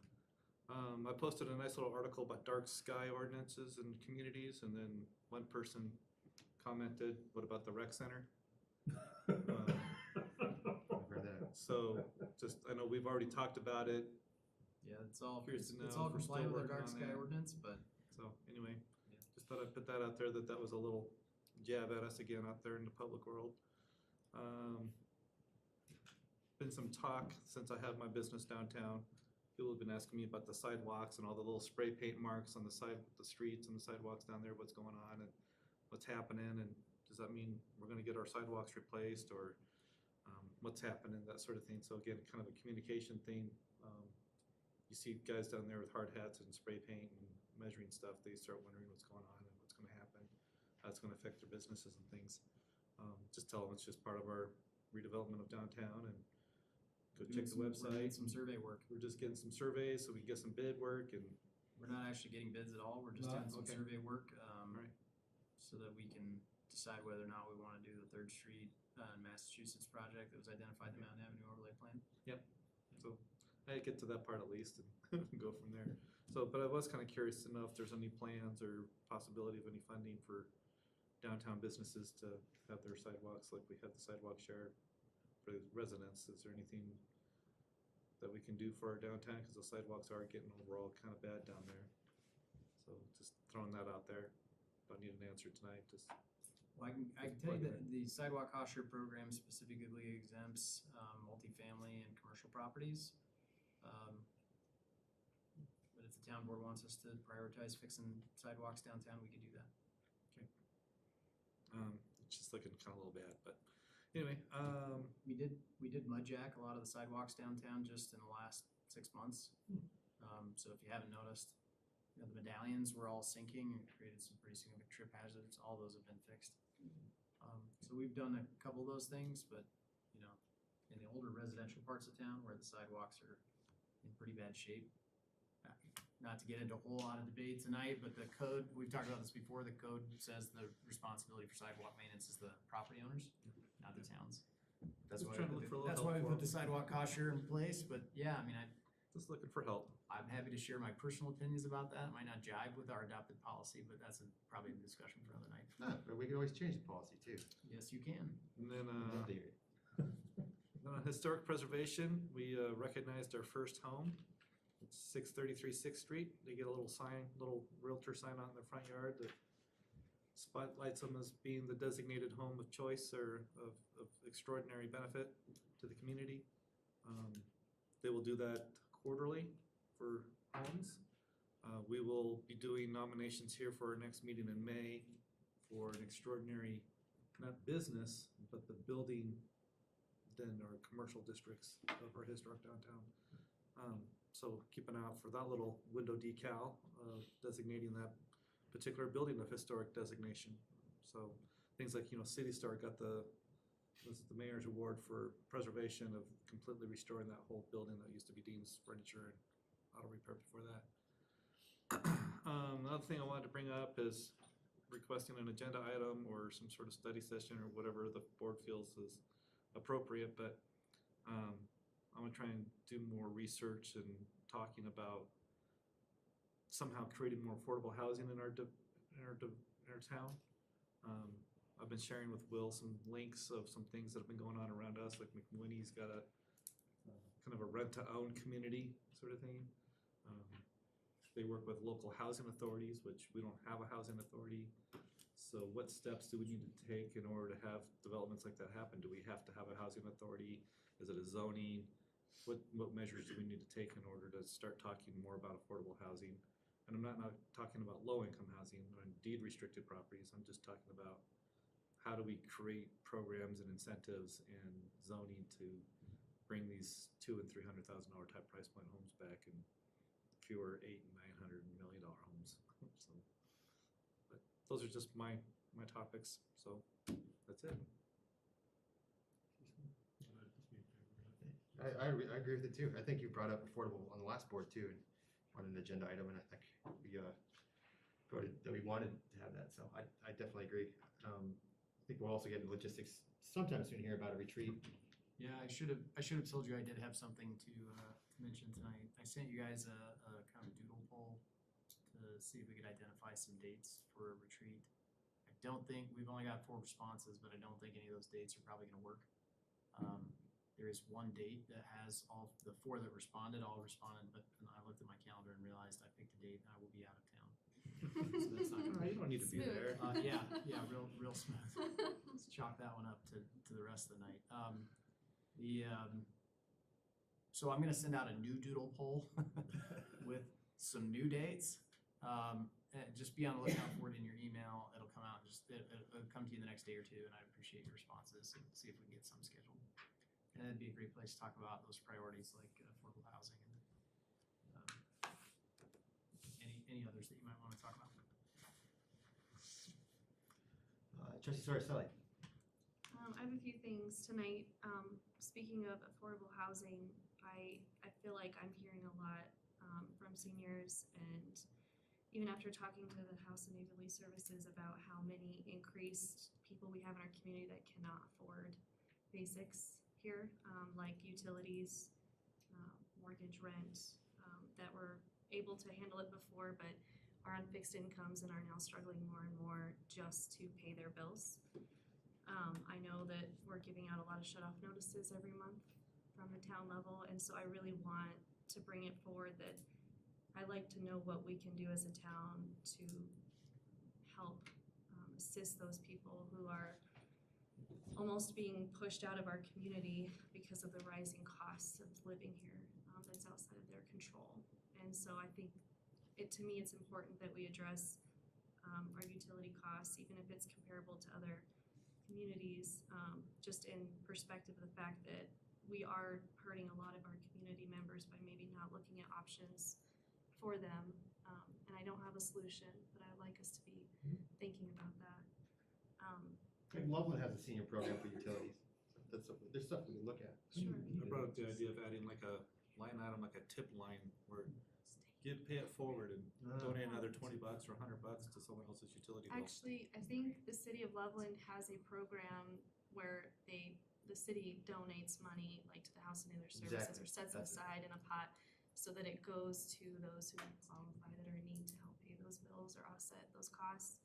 So something like that, when we talk, it can be really painful for some of these people when they hear us giving $30,000 to like the Scorch Fest, but they couldn't pay their bill. And they've lived here for 50 years and they haven't done anything wrong. So maybe we could talk about a fund of some kind that where now if this is a growing need, we create a fund that helps assist those who are coming forward that have that need. For what it's worth, our utility costs have not increased in 4 years, at least the towns. Certainly we don't control electric and gas rates. There have been changes there, right? From a water and wastewater perspective, our utility rates are the same as they've been for 5 years. So that's a good thing, but I also hear what you're saying. I think Attorney Smith might have an idea that we can talk about that she's worked with some other agencies on. Awesome. Yeah. Yeah, thank you. Thank you for being willing to have that conversation. And in light of that, I'd like to see us do whatever we can as a community to support the House and Neighborly Services building coming into our community. They have a lot of fundraising, but that's going to provide amenities like senior center and awesome programs for the kids to do after school, like tutoring and stuff like that. So there's a lot of programs built into that center that I just would like to see us rally behind them in any way we can. Also, I would like to talk about the fact that we have a new board, and I'm excited to have exciting new faces in here. So I was hoping we could talk about meeting timing and talk about, we've talked about it a lot, but I think we will be a much more productive board if we have a set timeline where we end at 9 p.m. And if we don't conclude all of the topics, we either set a digital meeting for the following week or we hold it off for the planned meeting. But I feel like we will be more productive. I also would like to ask if we could have time to, like, we each get 3 minutes. If the audience gets 3 minutes, I think if we're responding to a topic, we try to restrict our comments to 3, just so we can be more efficient and we're not so tired and we're more geared up, and more people from the community, I think, will then feel like they can participate in our meetings because they're not so long. And then just to honor the time of the contractors and stuff, the developers that come in, and acknowledge that their time matters and the staff times matters. So I would suggest that as a board, we try to How about we just do that? have limited time. Does that work with everyone? We'll just say 9 p.m. when I work with Chris, Mike and I work with Chris. But 9:30 might be a little more reasonable, but yeah, we just can't go past 9:30. Okay. Have a 30-minute warning at 9. Clerk Samora, your former municipality had a rule, right, that if you go past 9, it has to be a motion. Is that right? Yes, there was a resolution passed. So that's what we'd have to do, because we always talk about it and then something sneaks up and it's important to me and then it goes to 10, well, so I think a resolution would be the way to make it official. Certainly we can work with Attorney Smith to get that drafted. Does that work? That's wonderful. Okay. Awesome. Real quick thank you. I'm so excited, actually. Throwing a little party inside. See, you're not that tired. Well, we have all that anyway. I'm so excited. Meeting starts at meetings at 6, so you get the extra half hour earlier. Oh, man. We're okay with starting at 6 too, by the way, but we can have a bigger conversation. We have some ideas that might be helpful for what it's worth. Awesome. Real quick, wildfire mitigation, since that came up, we do have a large amount of people who live in what's called the WUI, which is the Wildland Urban Interface. And the fire department, I helped them create all the flyers that would go out to the citizens in that area every year that would talk about the different mitigation and things like getting on LEDA's system too, like Active 911. And so I always thought it'd be great if those flyers were just integrated in the town's mailers. And that would be a really easy way to just make sure that that's getting out to everybody, because I think even people who don't live in the Wildland Urban Interface needs that information for when they go camping or when they're hanging out at their friend's house. So just a side note on that. I have a lot tonight, I'm sorry. I've been saving them. I know. Now we put this rule in place, now you gotta talk. Sorry. I'm sorry, guys. Real quick, I want to have a conversation about the dark sky ordinance at some point and talk about the safety of our community in relationship to that. Because I'm an avid star person and I absolutely love the stars and the night sky, but I also come from emergency services world and I see all these black holes in our community. And we're always hearing about car thefts and incidents happening. And to me, I think there might be a correlation. I like to hear from the sheriff's office to see if they think there might be correlation to crime in the dark sky ordinance, just so that we know that we're on the right track with that shouldn't maybe have some exceptions, like on maybe thoroughfares or certain identified places in communities that there are lights that keep our community safe first. So I'd like to have that be a conversation topic at some point, if that's okay, with maybe law enforcement or something like that. Okay, only 2 more things. I really would like to see the town bring back a communications person and have that integrated into staff, because I think there's a lot of questions that come through the Birth at Community page and things like that I really think there should be a informed person who's directly tied to you that's responding to those questions and comments. That way we don't feel obligated as trustees to try and answer them for you guys, because you're the experts. Even though we should have answers, I feel like it'd be better if there was a trained professional kind of taking the brunt of that and taking on that load. So I would just encourage that. One last thing. Okay, so Birth a Day, I'm gonna try to say this as May instead of as director, but for Birth a Day, I would really like the board's support and the community's support in looking at the move of Birth a Day to Wagner Farm, as we're adding another seat to the table. We're essentially adding another seat to the farm table because our community's grown and we have to kind of adapt and grow with it. we don't want to change it for the sake of changing it. We don't want to change and lose our identity as a small town. So I just would like to have this support, you know, for Bertha Day, that we could come back together after 2 years of not being together and see that we could come just add another seat to the farm table for the new residents, for outsiders who want to come visit Bertha. And I think we're gonna all need to come together on that one, because I know there's been friction over that area. So I think we can change and turn a new leaf on that. So that's it. I'm sorry. Absolutely.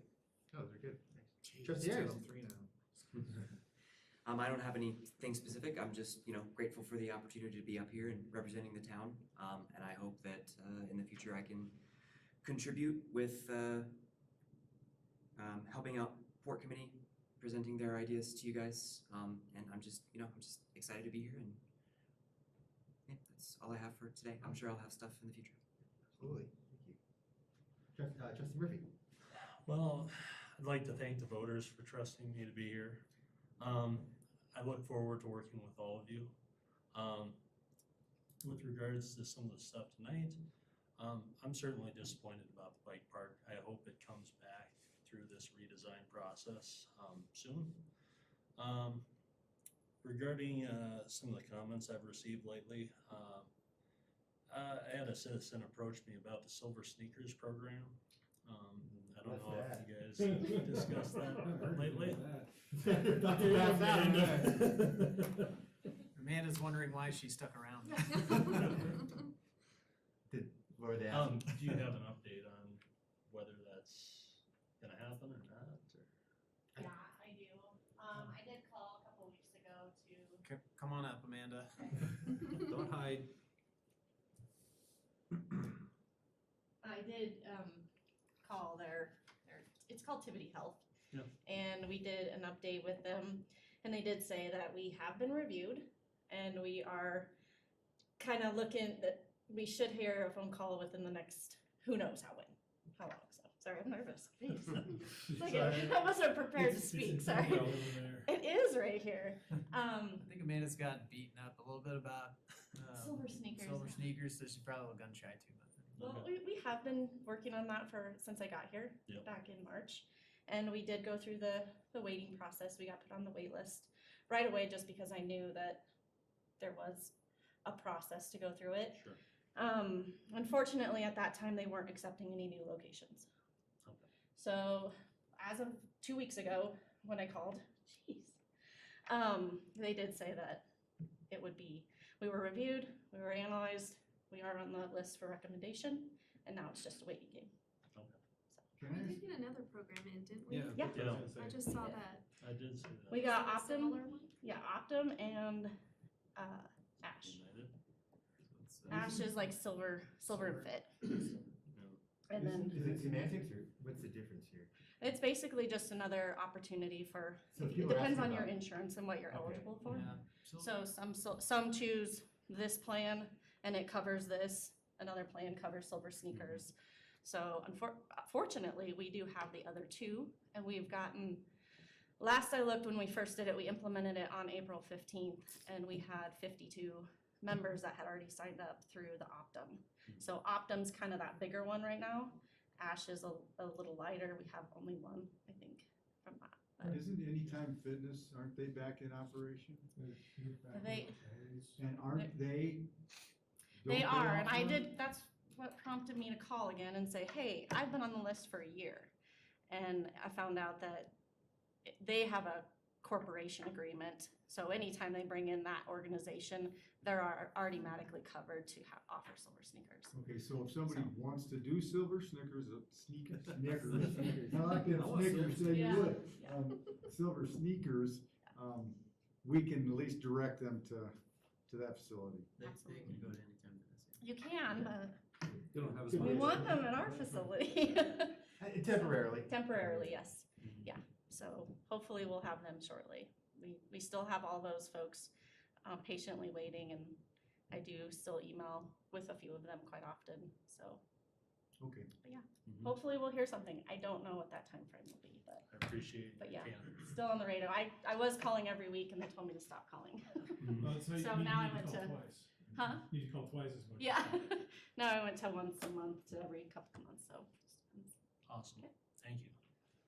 And maybe the last thing, regarding affordable housing, I don't know if you guys have talked to anyone about Housing Authority establishment here or had any guest speakers. I definitely appreciate an update on where you guys are at with that. I've got contacts in Loveland Housing Authority, and I've worked several projects in the area with Windsor and Loveland. So I'm a resource to tap, but I'd just be happy to hear where you guys are at on that. There was a push by a local guy that was on planning and zoning, Patrick Dillon, to have a Berthoud Housing Authority, which prompted an article, which prompted the Loveland Housing Authority to reach out to Administrator Kirk, and I was in on the meeting.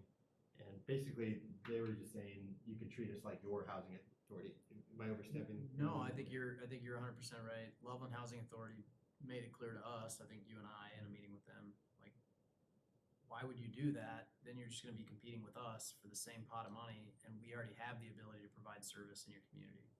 So, you know, we can and kind of are your housing authority for all intents and purposes. And if you create your own, we're all just gonna be competing for the same pot of money. It's not gonna make a bigger pot. Now we're just gonna be fighting over it. And so I think that was generally their message. I don't wanna speak too heavily for them, but I think that's what we heard from them, so. Appreciate it. That's it for me. Okay. Mayor Pro Tem. Hi. How are you? I'm doing pretty good. How about you? I'm good. So Youth Advisory had their meeting on the 21st, kind of an update on the Scorch Fest. Things are definitely in motion. Apparently so everybody's aware of food trucks and all that comes with it. Apparently there's also food trucks that do like churros, like frozen churros. Apparently that's like the new hot thing. Like taco trucks are like 2 years ago, churros are the new thing because we can't find any. So if anybody knows of any dessert trucks that would be willing to do the summer Scorch Fest, anybody on the Youth Advisory Committee would love to hear it and get in touch with them. Otherwise, they're moving and grooving. We'll be meeting over at the rec center here before too long, I believe the end of this month sometime.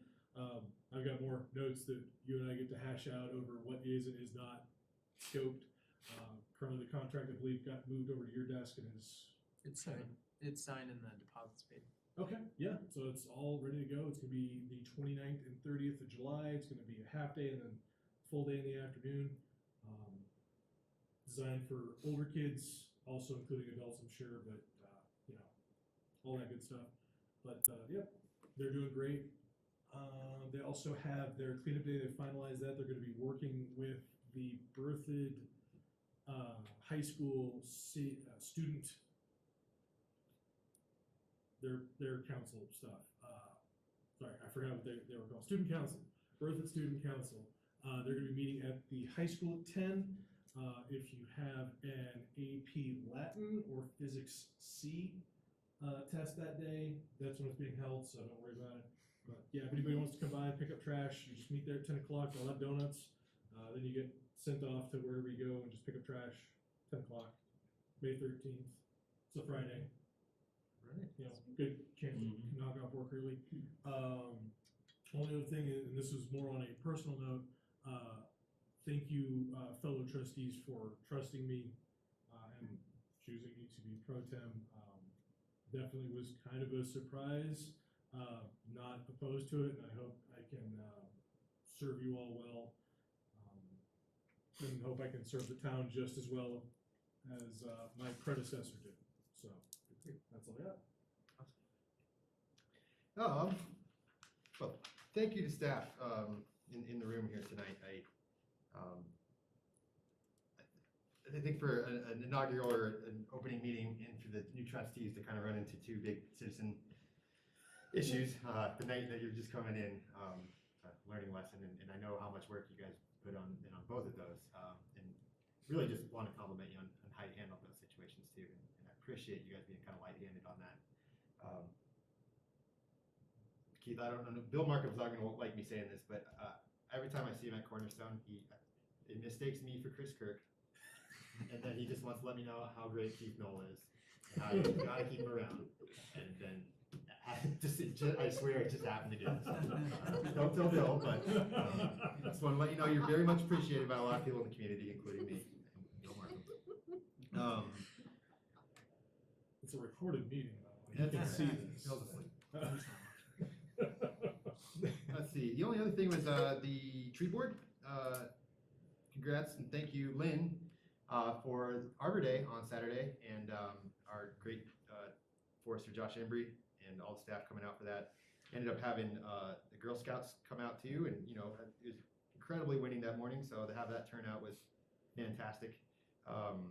And they all got flowers, there was donuts, tree board's just fantastic. So it was really great to see it kind of come back at full force compared to COVID, when it was just, I think, 4 or 5 people, and to have that kind of turnout in bad weather was really neat. So thank you for that.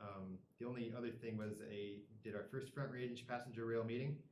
Berthoud is on the passenger rail district. Well, I am as a representative of the MPO. Unfortunately, the MPO is not a fan of rail at this time. A lot of it is due because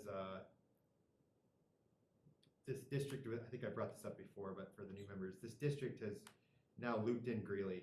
And if the rail is going to be running on our BNSF track, and you're asking Greeley citizens to tax themselves for something that's over an hour drive away, of course, I think it goes without stating that people are going to be frustrated. So I had to be the negative person on the meeting and bring that up at the very beginning, saying, how did this get this far? I just want to let everyone know that the MPO, there's a lot of people that are already against this program just because they're looped into it. And it was kind of a mood killer, but I guess there is a way to go back to the state legislature and ask for an amendment to exclude certain areas. But other than that, it was kind of an exciting meeting, and to see this thing really take off. Minimum 4 years, it could go on for forever. But eventually the idea is to take this to the voters and see if we want high quality front range passenger rail connecting eventually Cheyenne all the way to New Mexico. So but right now it'd be Fort Collins to Pueblo. But anyway, other than that, yeah, thank you everyone. Today I think great points with the 9:30 thing, and Carl and Sean, this was an atypical first meeting. And Hope so. This isn't normal. the only thing I can think of similar was my first meeting, when the mayor decided to not be mayor anymore, and then Jeff and I and a couple others we're in the clerk at the time, we're trying to scramble on how the state constitution handles that, and CML had to get involved, and well, we figured it out. But yeah, I guess you just kind of roll with the punches. So I look forward to working with everyone, and look forward to another great 2 years. With that, I will adjourn the meeting. Good night, everyone. Oh, wait. Mayor Carlsbad? Yes. We do need to establish interview committees for planning commission vacancies. Thank you very much. I'm sure that is. Sorry about Thank you. that. Even on the agenda. Okay. Can I be on the planning commission interview committee? Sure. Does that work? Sure. Anyone else like to volunteer? I'd certainly appreciate picking one of our, or both of our replacements, if that's cool with you, Carl. Yeah, sure. Okay. Does that work for everyone? We have Trustee Murphy and Trustee Sorcelli. Quick, you know the times right now? I do not. I would anticipate that would be the Monday preceding the second meeting in May. I do. Okay, so I guess let's reach out. Unless that I would, and maybe that was Memorial Day? it would be May the 23rd. Okay, does that work? I guess you guys can set up the time. Tree Advisory Committee, Interview Committee, anyone volunteer? Happy to do that. Would that day be the same thing, kind of just rolling interviews? Yes, that is correct. Would it be in person or remote? Remotely. Okay. Yeah, I'll do it. Okay. Trustee, Mayor Pro Tem Grace, be happy to do it too, unless anyone else.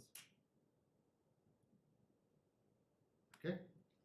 Well, you're the liaison, right? Yeah, I don't mind being on that as well. Would you mind That's doing fine. that? Okay, Sure. I'll back out. That'd be great. Yeah. Perfect. So we have Trustee Grace and Trustee Murphy, or Mayor Pro Tem Grace, Trustee Murphy, and Trustee Sorcelli. Is that correct? All right.